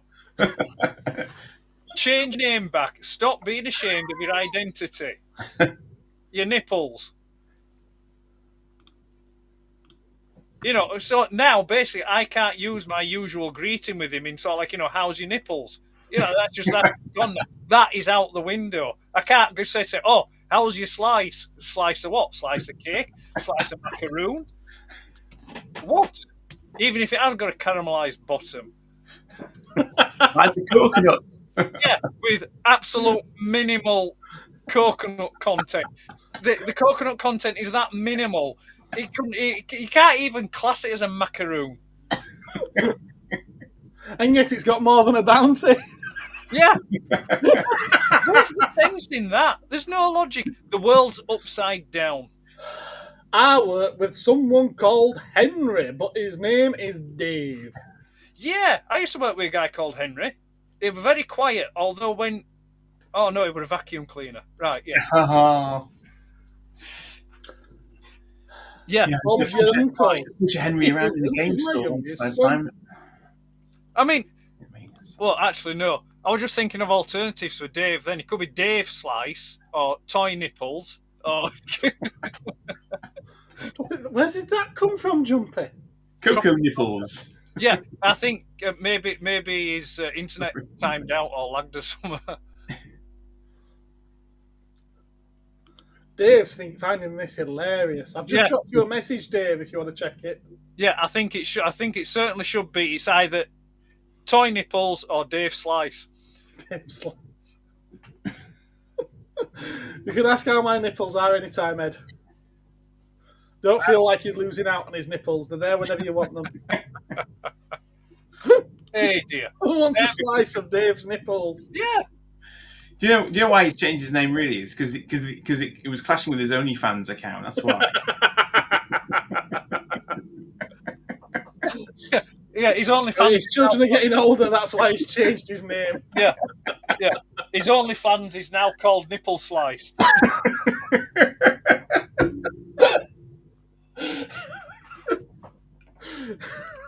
And then for the sadomasochist. Right, okay.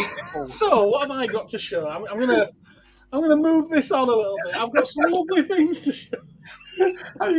I should write this stuff down. You know, I really should write this stuff down. Oh, dear. So, as I showed you all the other day on Toy Me, Toy You, I've got a toy dinosaur with spiky bits. Oh, Godzilla! Surprise!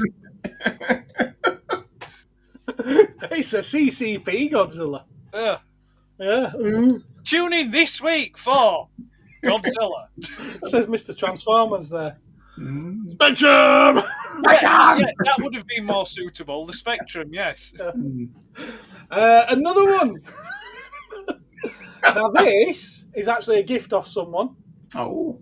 He bought it off me in a mystery box because it's one of those Funko mystery minis that you don't know what you're going to get. He's trying to get the whole set. And he opened them in front of me and said, right, he said, I don't want that one, but you can have that. And then he opened up the next box. And he said, but I don't want that one. He said, so you can have that back. And then he opened up the next box. And he got a Mothra, which I think is very cool. I really do like this. So, Arif, thank you very much, sir. You know how pleased I am with these. And then he opened up the next box.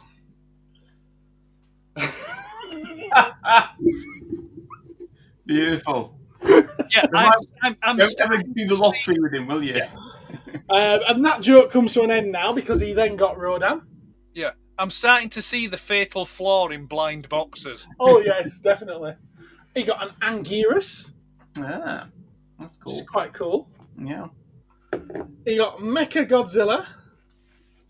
Oh. Which is very, very cute. I love that one. I do love that one. It's very silvery. Very silvery. And my favourite of the ones that he was kind enough to give back to me is King Ghidorah. Wow. That's super shiny. Yeah, but what's quite sad... Say King Ghidorah. I want to start singing Wizardora. No. Kinky Dora. Yeah, that's his nickname. We all know what's in her backpack. Yeah, that's it. That's the Explorer sequel, yes. But bless him, I had 2 boxes of them, and over a couple of weeks he bought one whole box. And then he said, right, the second box, he said, save it for me. I'm going to get that as well. So I saved him the whole box, and that's when he got all these. But he said, after opening up the first box, there was only one that he really, really wanted. And it was in the first pack that he opened. So having bought all these, he then just gave them back to me, bless him. He did keep some of his spares, though, because he's going to give them out as freebies to other people as well. So it's very, very kind of him. Thank you for that. I've got another mad item here. I've got a Vag box. Get some cream for that. Yeah. I like how it's a Vag box, and inside the box is little pussy cats. Alrighty then. And of course, the one that I ordered was the absolute neon coloured one. And it is quite neon, is that? Godzilla cat. It is a bit like that, but when you look at the colours of the others, it's actually more like, is it Grendizer or Mazinga?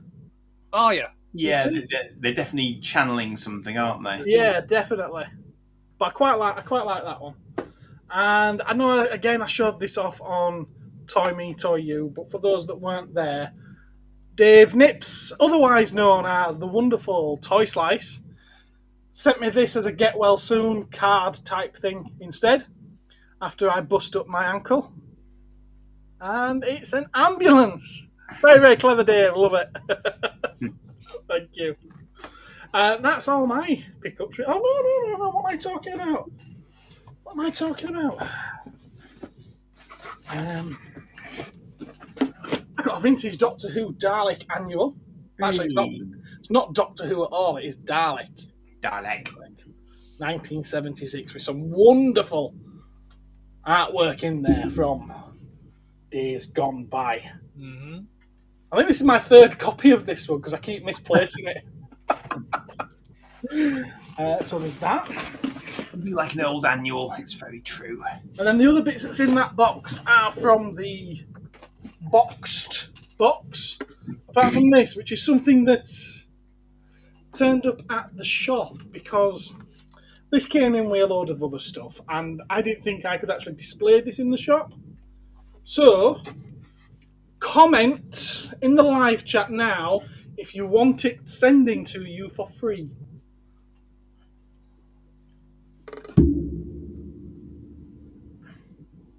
Oh, Interesting. why? What's wrong with people? I know. And someone actually received this from Matthew for Christmas in 2018. So yeah, comments if you want it. I want you to type out "holy exploding testicles" if you want this item. In fact, no. I want you to type out "holy exploding bat testicles." And you have to spell it correctly. But honestly, it's no, either of those two figures actually, unusual Lego figures at all. They're actually knockoff Lego figures, to be fair. Are they as well? Oh, yeah, they are, aren't they? Yeah, they're not official Lego figures. It's obviously one of those that would have been at Steve wants it. a con. Is it Harley Quinn? Yes. Yes, it is. It's the Margot Robbie version of Harley Quinn as well. Right. I think it's probably Harley Quinn, but pronounced differently. Let's catch up. Andy, have you got out to show? I've shown mine. Oh, you've shown it, right? Ed, your turn. I'm going to Show catch up on the chat. Well, all I've got to show is what I showed on Toy Me, Toy You. Well, yeah, it's a different channel, is this? Go show it. That's all I did. Yeah. You're going to make me get up, aren't you? Yeah, it's about time you did a bit of work. I beg your pardon. Where was I at with the comments? Carry on talking like that, I'll kick stick at her from under you. No. Going to change it to Vault of Nipples next time. Kicking wise down. Gareth is Scottish. How am I Scottish? Yeah, Vault of Nipples with me, the nipple keeper. Mr. Kipling, yeah. He makes exceedingly nice slices of nipples. Oh, yeah, Mr. Kipling adverts. You used to like the Mr. Kipling adverts. Yes, I did as well. Gareth, are you getting Cherry Blossom Super 7 Reaction Godzilla and Jet Jaguar? They look nice even though they're just repaints. I'll probably order them for the shop. Personally, I don't like them because I don't think they're very Cherry Blossom. I think the metallic effect kills them. I was always disappointed. I might be able to order them for you. Yeah, I was always disappointed with the apple content in Mr. Kipling's apple pies. Yes, you and me both. They are exceedingly good cake. It was a bit like those were like the Walker's Crisps, because like Walker's Crisps, it's just like a bag of air with a few crisps at the bottom. Anyway, yeah. So if you saw me on Sunday. Was it Sunday? Yeah, it was Sunday, wasn't it? It was Sunday, yes. It was Sunday. You did. On Toy Me, Toy You with Lee and the YouTuber formerly known as Nipples. Has he got a silly symbol drawn on his face now, like a slice of cake on his This- cheek or something? No, he's on his arse cheek. He's a My Little Pony. Yeah. Fucking toy slice. Go on then, Steve. It looks like you've got it. Holy exploding back testicle. Well done. Although you have missed the S off there. Dave. That's it. You're relentlessly now. That is going to be. I'm going to make it my mission in life to just relentlessly troll you about What do we do? That's pronounced. Do you want it? Oh, sir. Oh. Anyway, so I picked that up, which is I keep forgetting his name. Imperial Armored Commando from the last 2 episodes of season 3 of The Mandalorian. It's the splat bit that does it. Mando rip-off. Yes. Basically because I'm partial to a Stormtrooper variant. So, yeah, there he goes. Although I do find that the helmet is kind of... There's a lot of influence in there. There's sort of like a Phase 3 Clone Trooper thing going off in there as well. Yeah, like I can see it. Trooper. Yeah, I can see it. It's like the ARC Troopers, isn't it? Yeah, but it is a nice figure. It's a nice figure. Do you really? And on Sunday, I did say that I'm not one. You know, I've kind of like moved away from Black Series now. But I've seen today they've done a Night Trooper, which is a zombie version of the Death Trooper. It looks nice. It does look nice. You know, you can't beat a zombie. Well, you can. You can, repeatedly. And then I got... I've already got one of these, but I picked this one. Again, I got them because they were just dirt cheap. They were like peanuts. And this is so in August when the classified Snake battle armor comes out. It's got a pilot to go in it, so that's why I picked that up.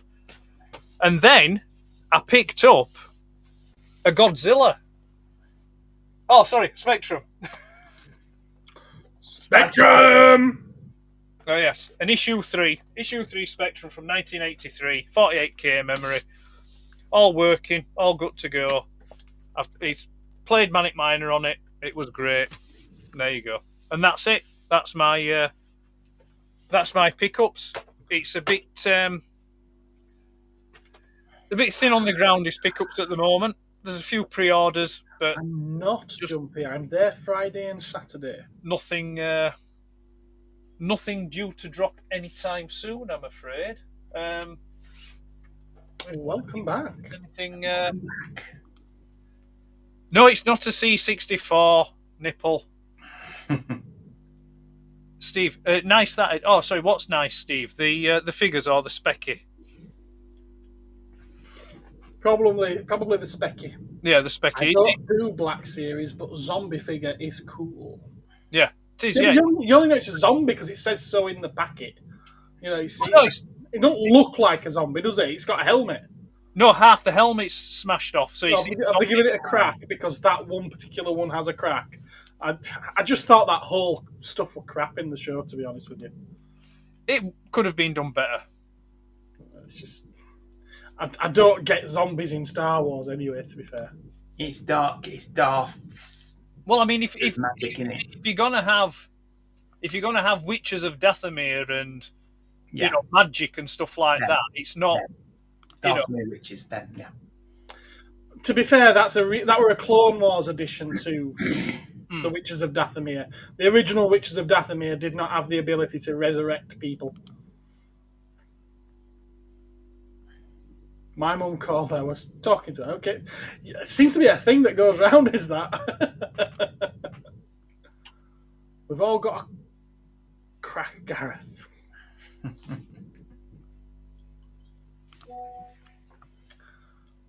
Stone Cold said. I'm sure he did. What? Okay. Stone Cold fella. So that's all as toy pickups to show. Is it? Nobody else want to show anything? No, I'll be saving my pennies a bit this month because I'm skint thanks to my car. Thanks, car. Oh yes, of course, yes. It wasn't just that, but yeah, it was just kind of it needed a fair few bits. Not because it failed its MOT, but just to try and stop me sort of crashing into things, basically. No problem, Jumpy. You actually came to mind today, Jumpy. moving. I've had a big trade-in today. And how did you move that? In bits. In bits. And it was a case of grab some stuff, put it there, hobble, hobble, hobble. Grab some stuff, put it there, hobble, hobble, hobble. Grab it, and then put it on the table. So every armful was done in 3 stages. But yeah, there was a big trade-in today, and amongst it was a Super 7 Ultimate Godzilla, Space Godzilla, still sealed in the box.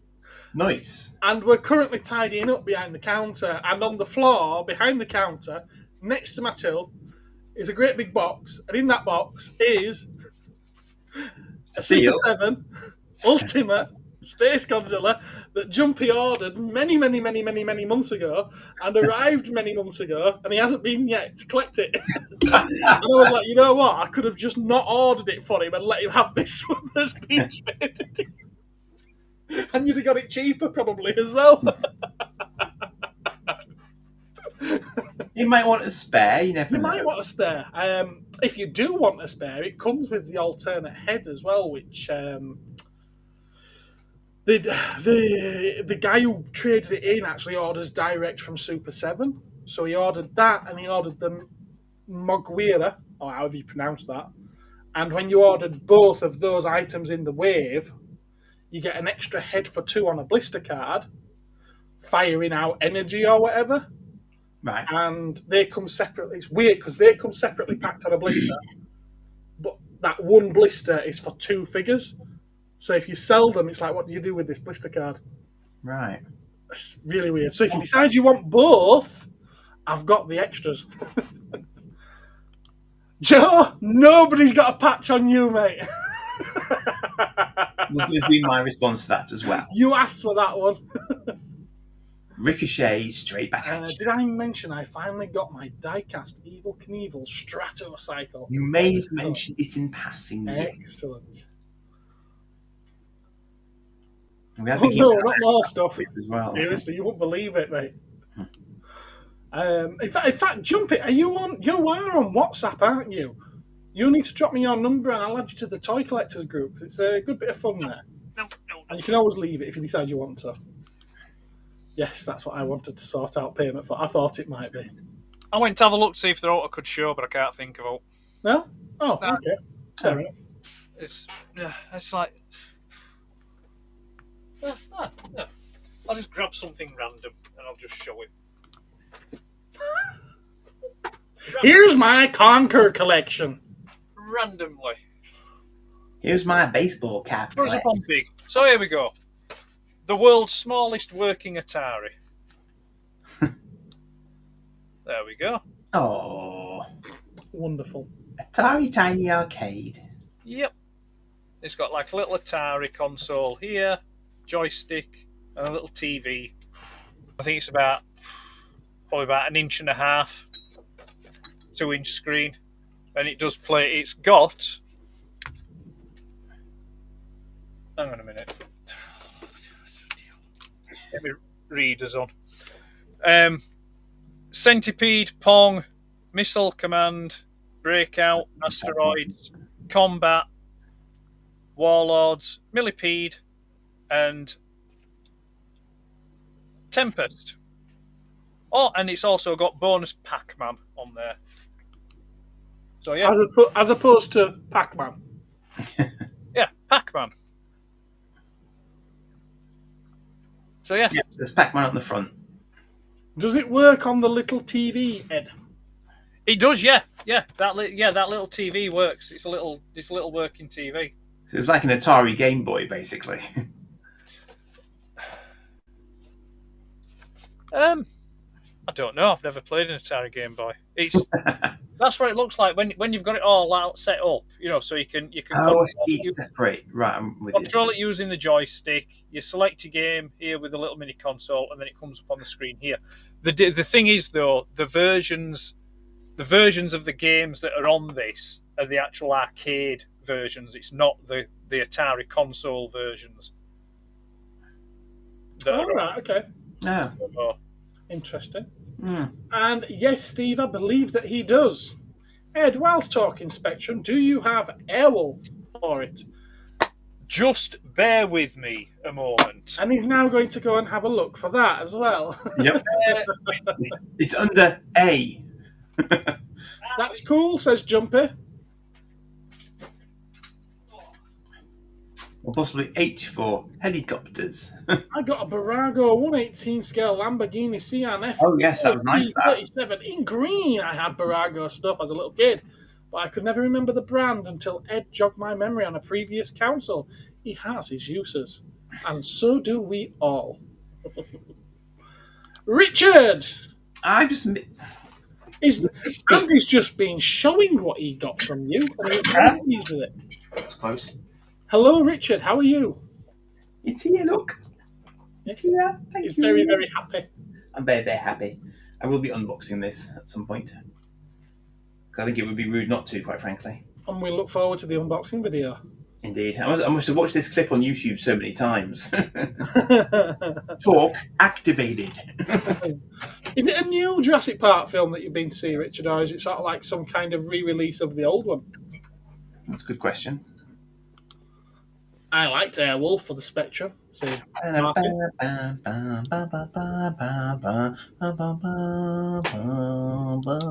do Airwolf 2 as well, and you think he doesn't have it? He has it. He may be some time though, apparently. He's going to fill the dead air until he returns with his Airwolf. Well, it can't be in alphabetical order, otherwise he'd have gone straight to it. No, exactly. Unless it's like way down the vault. You could get a hover chair Professor X 90s chair. Why, thank you very much, Joe. If you're willing to buy one for me, I would be over the moon. Thank you. What was your gaming journey? I was Spectrum, Atari ST, PS1, Xbox.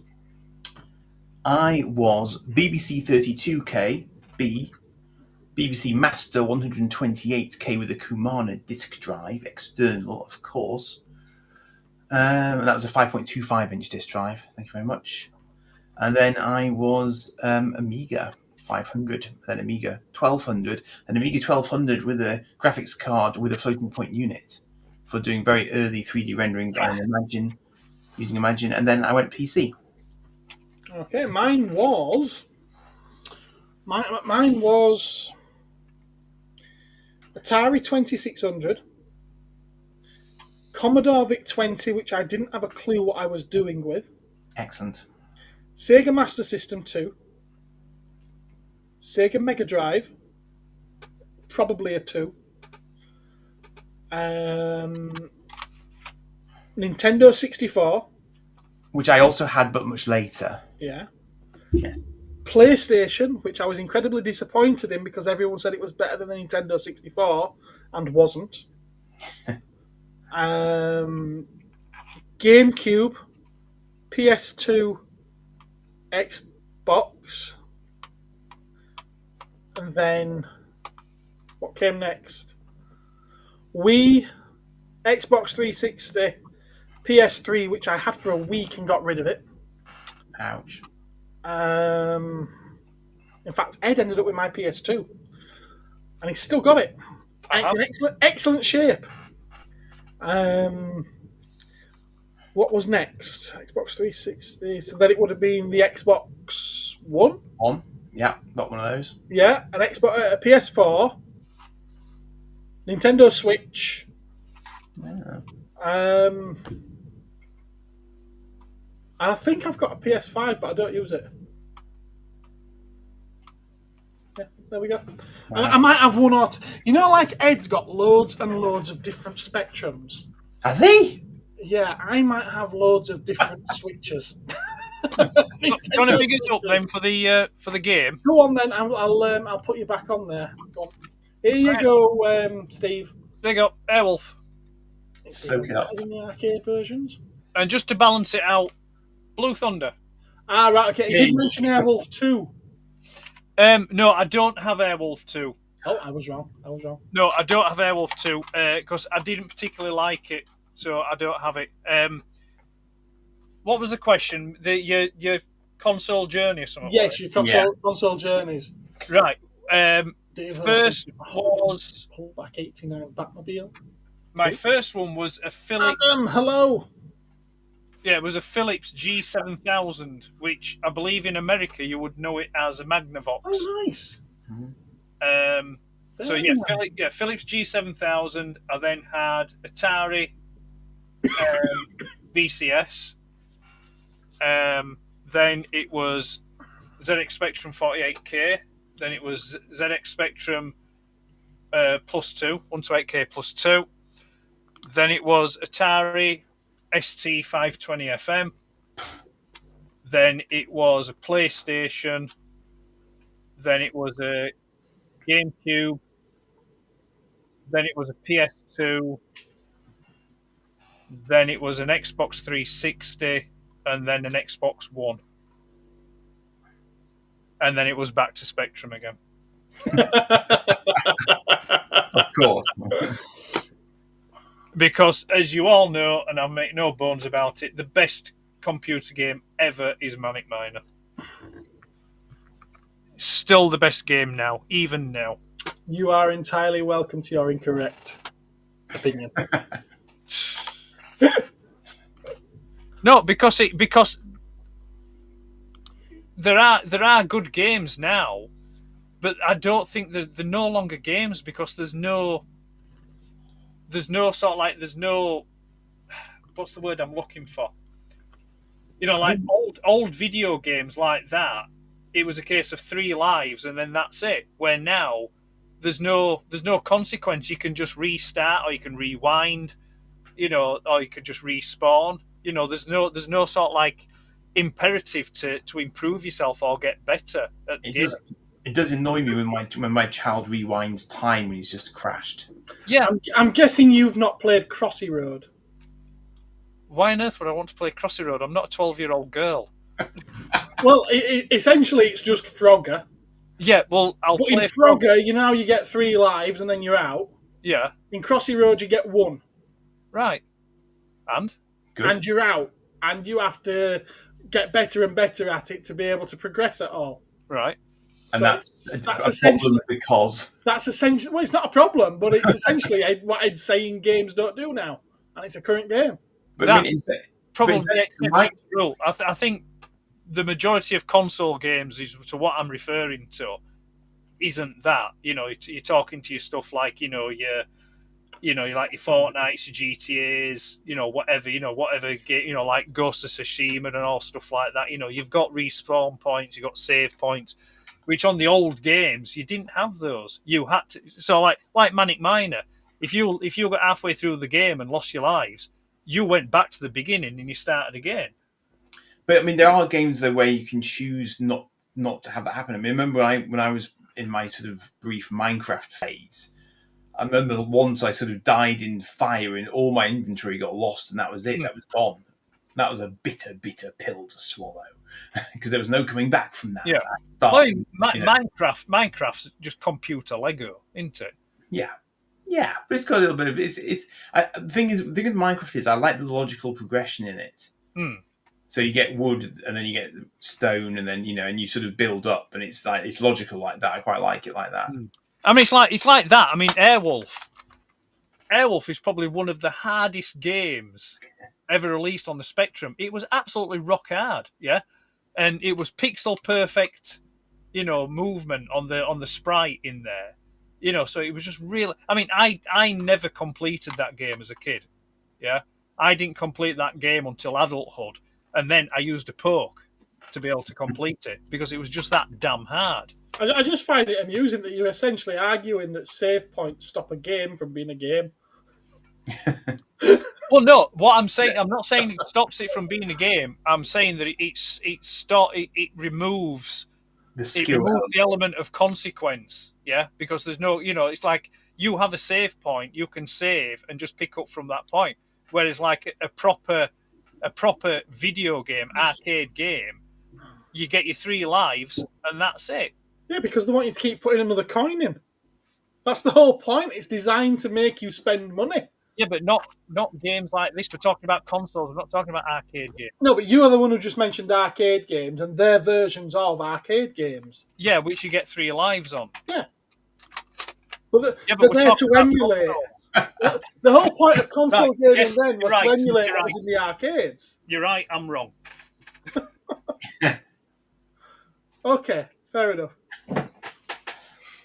Moving on. Fair enough. Is it time for a cup of tea yet?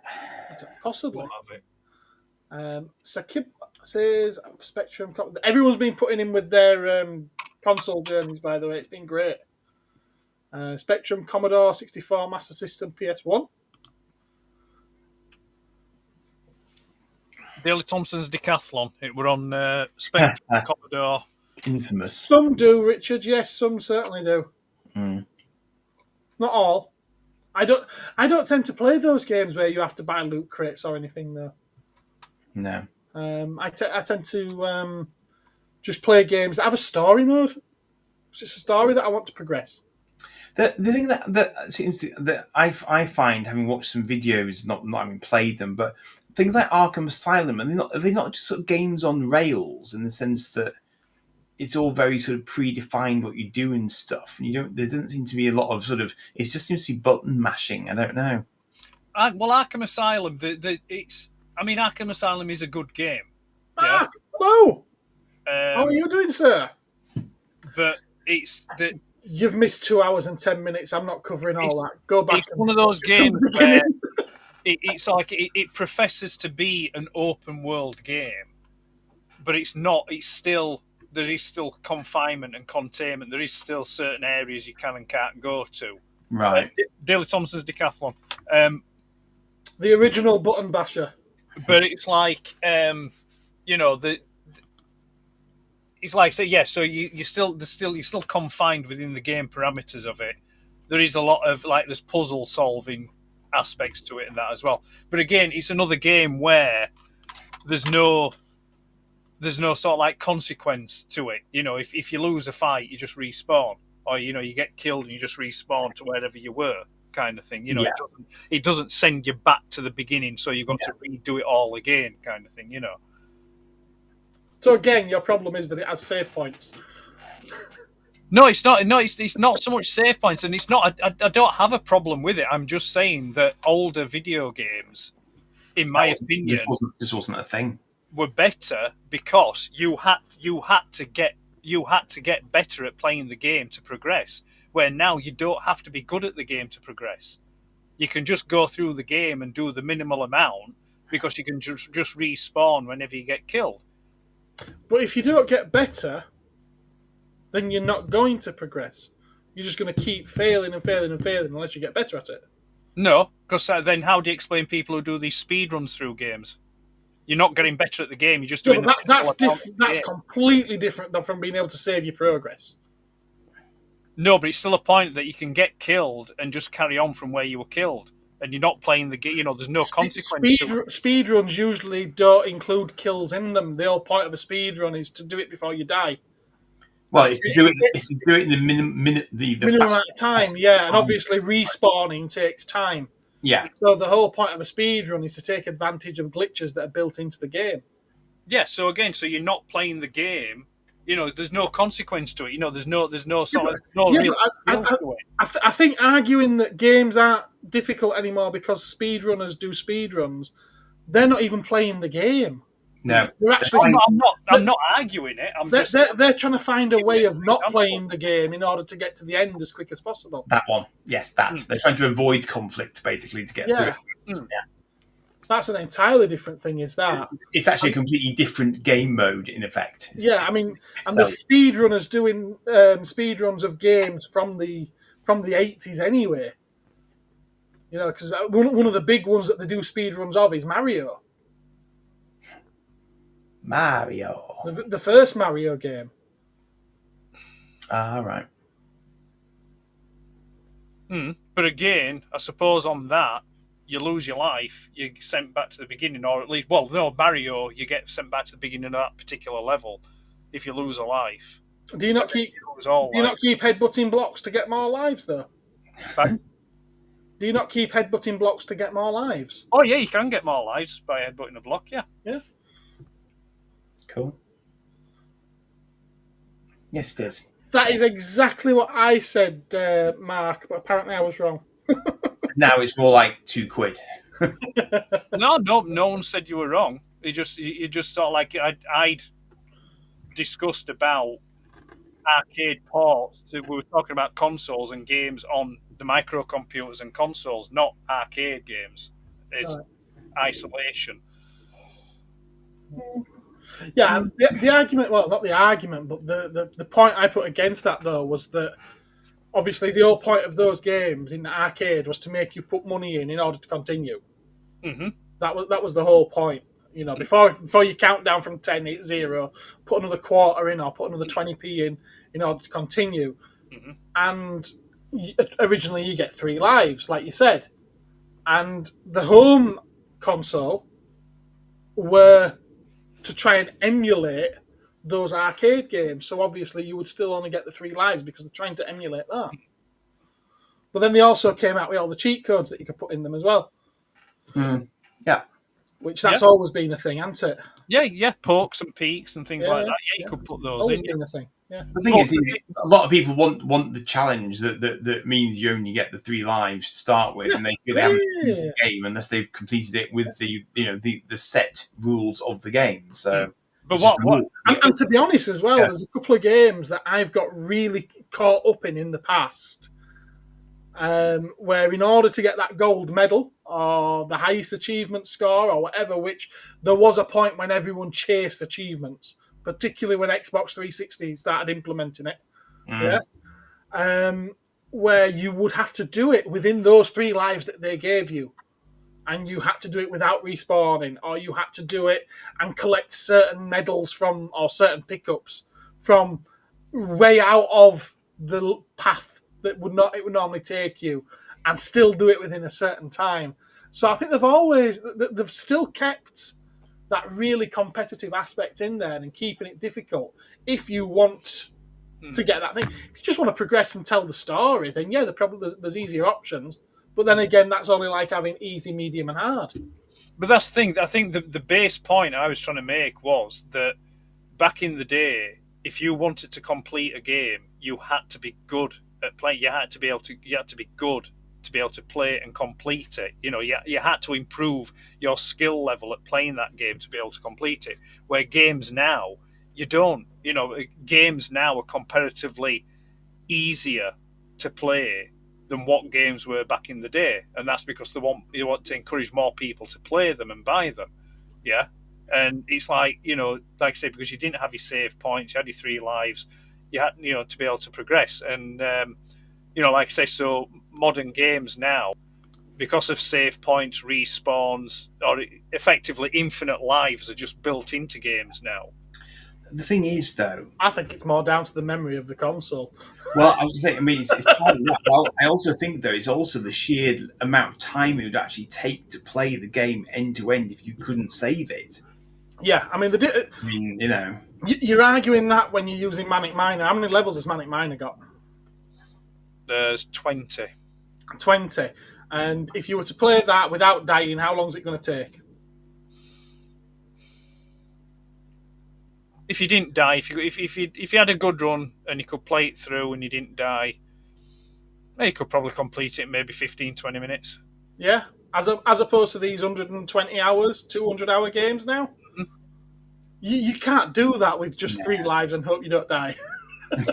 No, I'm not saying you can. Like I say, I'm just saying that on a whole, I think games back in the day were more satisfying because you had to be good to be able to complete them. You had to learn how to play the game. You know, I think it's what you're brought up with.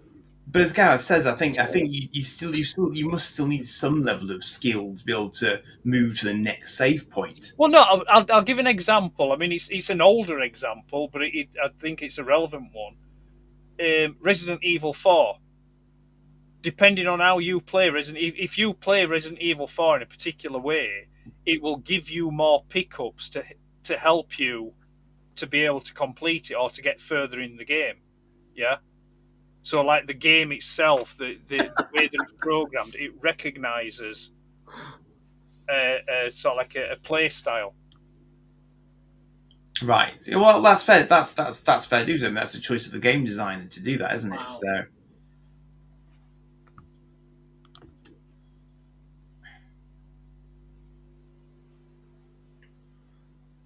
Yeah, they used to sell like hotcakes when I worked at Game. I remember them. Yeah. Yes, it definitely was a massive evolution. But in relation to what we're talking about, Richard, I think just by having those codes where you could start at a later level, I think that was a change as well. That was a big evolution. So you're playing a Mario game and you could put a code in where you could start at World 2 or World 6 because you've already played it that many times and you're sick of having to play it to get to that point just to die. So you could start there and move on. Mm. I think that was the sort of like the first step towards it. Save points are for when you need to put pants on and leave the house. I mean, don't get me wrong. I mean, even back in what it would have been 80. I think it came out in 84. It was called the Multiface. Wow. And basically, it was an interface that you plugged into the back of the Spectrum. It had a little red button on the top. Yes, I agree. Basically what that did was, if you were playing a game, you press that red button, and it brought up the gaming code.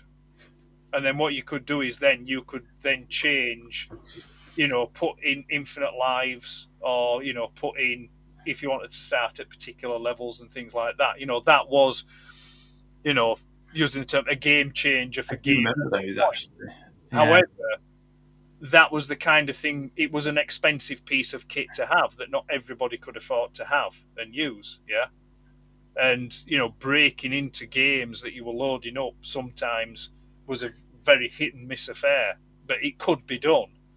But like the majority of people just didn't have that skill set to be able to do that. Mm. I need to call it a night, gentlemen. No problem. Because I've got to go in again tomorrow. Right, well, guys, thank you very much for joining me, and thank you everyone in the live chat and who's been watching at home. Thank you very much. Emotional. Andy, what have you got coming up? Tomorrow, I've got a slightly off-the-cuff video that I did last night, which I rather enjoy doing, actually, because I'm looking at books tomorrow. Books. Technical manuals, to be precise. Manuals, yes. I've done my homework. Very, very niche. Very niche area. Yeah. When I saw the thumbnail earlier, I was like, Andy, why have you been buying those off eBay? No, I wasn't. I only bought one of them recently. The other one I've had for years. Oh, it's like that Star Trek one's not even worth the price it would have cost to have posted. It's a classic. That's why I've had it over 30 years. The amount of copies of those I must have thrown away. Yeah, I can imagine, yeah. They Every Star Trek collection you buy comes with that book. I look forward to watching your video and getting your point of view on it. Yeah. Ed, have you got anything coming up? Nothing. Nothing. I have still yet to return to YouTube in my own independent form. But don't hold your breath; it ain't happening anytime soon. Weren't you planning to return in September last year? Yes, I was. I'm still waiting for those final 2 episodes of Collector's Archive. Come on. The thing is, though, I mean, it's like I have the best intentions in the world. I have my little folder. I have all my ideas. I have things I want to do, but I'll be honest with you, I just can't be bothered. I just think, well, you see me enough every 2 weeks on this thing, so it's like, what more do you want? You know? Yeah, we want to see your guests on the Collector's Archive, not you. Yeah, but they were recorded. It's probably 2 years since they were recorded. So? They're out of date. So every film that we watched that is released at the cinema this year was filmed 2 years ago. Yeah, that's not talking about stuff that you've just picked up. It's what's your recent pickup? Oh, well, it's this. Yeah, about collections that over a long period of time, not just their recent pickups. Yeah, whatever I might do. I don't know. Come on, get on with it. We're all waiting. I'm happy just taking my photos and posting them on Instagram at the minute. You know. Why don't you kit bash them into a video and say, here's a video of all the pictures I've taken? Well, like a video thing. I mean, don't get me wrong. Slideshow, if you will. I mean, like I said, the best intentions are there. I have ideas, and then I think to myself, well, what's the point? It's every 2 weeks, Stone Cold. We do this every 2 weeks on a Wednesday night. And have done for some time. Yeah. Yeah, it's just like... There's a vast back catalogue if you've not seen them all. Plus, also, the past 3 really good ideas I've had, some bugger else has already done them. You know, it's like Done the way. You know, Ed, it'd be right. you are sat right now taking part in a live stream on YouTube. Yeah? Yeah. Talking about toys. We are not the first people that have ever done this. No, we're not. But they're probably not saying the things that we're saying. No, and you probably won't say the same things that other people have said in your videos. If it's to do with Transformers, it probably will be the same. Look at this. Come back, Ed, says Phil. The guy who hates Transformers wants you to come back and start talking about Transformers. And Spectrums, and Action Force, and G.I. Joe, and stuff. Here's this new Transformer. It transforms. It poses really well. It'll look nice on your shelf. There we go. You know what? I'm going to send you a link to the rough draft of that knockoff video that I've... Yeah. No, please go. I've got ready to go. It's the first draft, so there is still stuff to add to it. My members and whatnot have seen it. They've enjoyed it, apparently.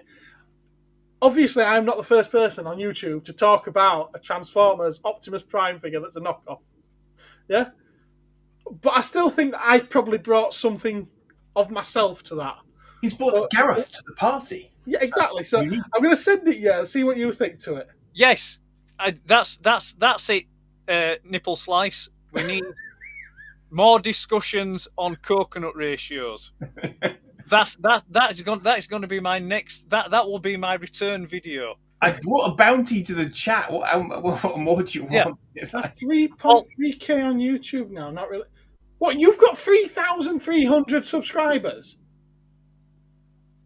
Please tell me how you've done this. Well, if you're around long enough, they do kind of, accrete. I'm not even got half that. It's a more crowded market. You're too kind. What have I got coming up then? You two have said what you've got coming up. I've got nothing finished except for that rough draft, which isn't going live for everyone until I've completed it. And probably my next video will be next Tuesday when hopefully there's a new stock video for the shop. There's lots to show. It's just how I can film it when I'm holding crutches. It's not easy. It is not easy to hold a camera whilst you are holding yourself up with crutches. I tried today. It's not good. I won't be using that footage. Can you not get a harness to attach your camera? No, seriously. Yeah, but it's not going to zoom in and pull out as I want to do it, is it? Well, you can't have everything. I mean, I'll figure something out. You could zoom in after the fact on the editing suite, surely. Yeah, but then the picture goes fuzzy, doesn't it? It's not as clear. To a degree. Yeah. Where is the KO Transformers? That's the one I'm talking about, Robert. The first draft is ready, but it's not complete, so I can't release it to the public yet. Do you have a tripod? Well, at the moment, I'm a tripod.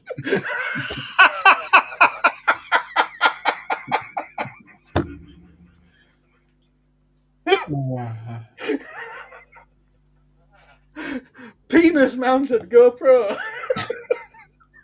They don't do straps small enough. They just don't. We want Ed. He's going viral over on TikTok right now. Come on. Right. Good night, chaps. Thank you very much for being here with me. Thank you, everyone in the audience. You've been fantastic. As always. We need more Horace. Live long. And I did, thank you, yes. All right. How do I finish this? Good night, folks. With style and grace.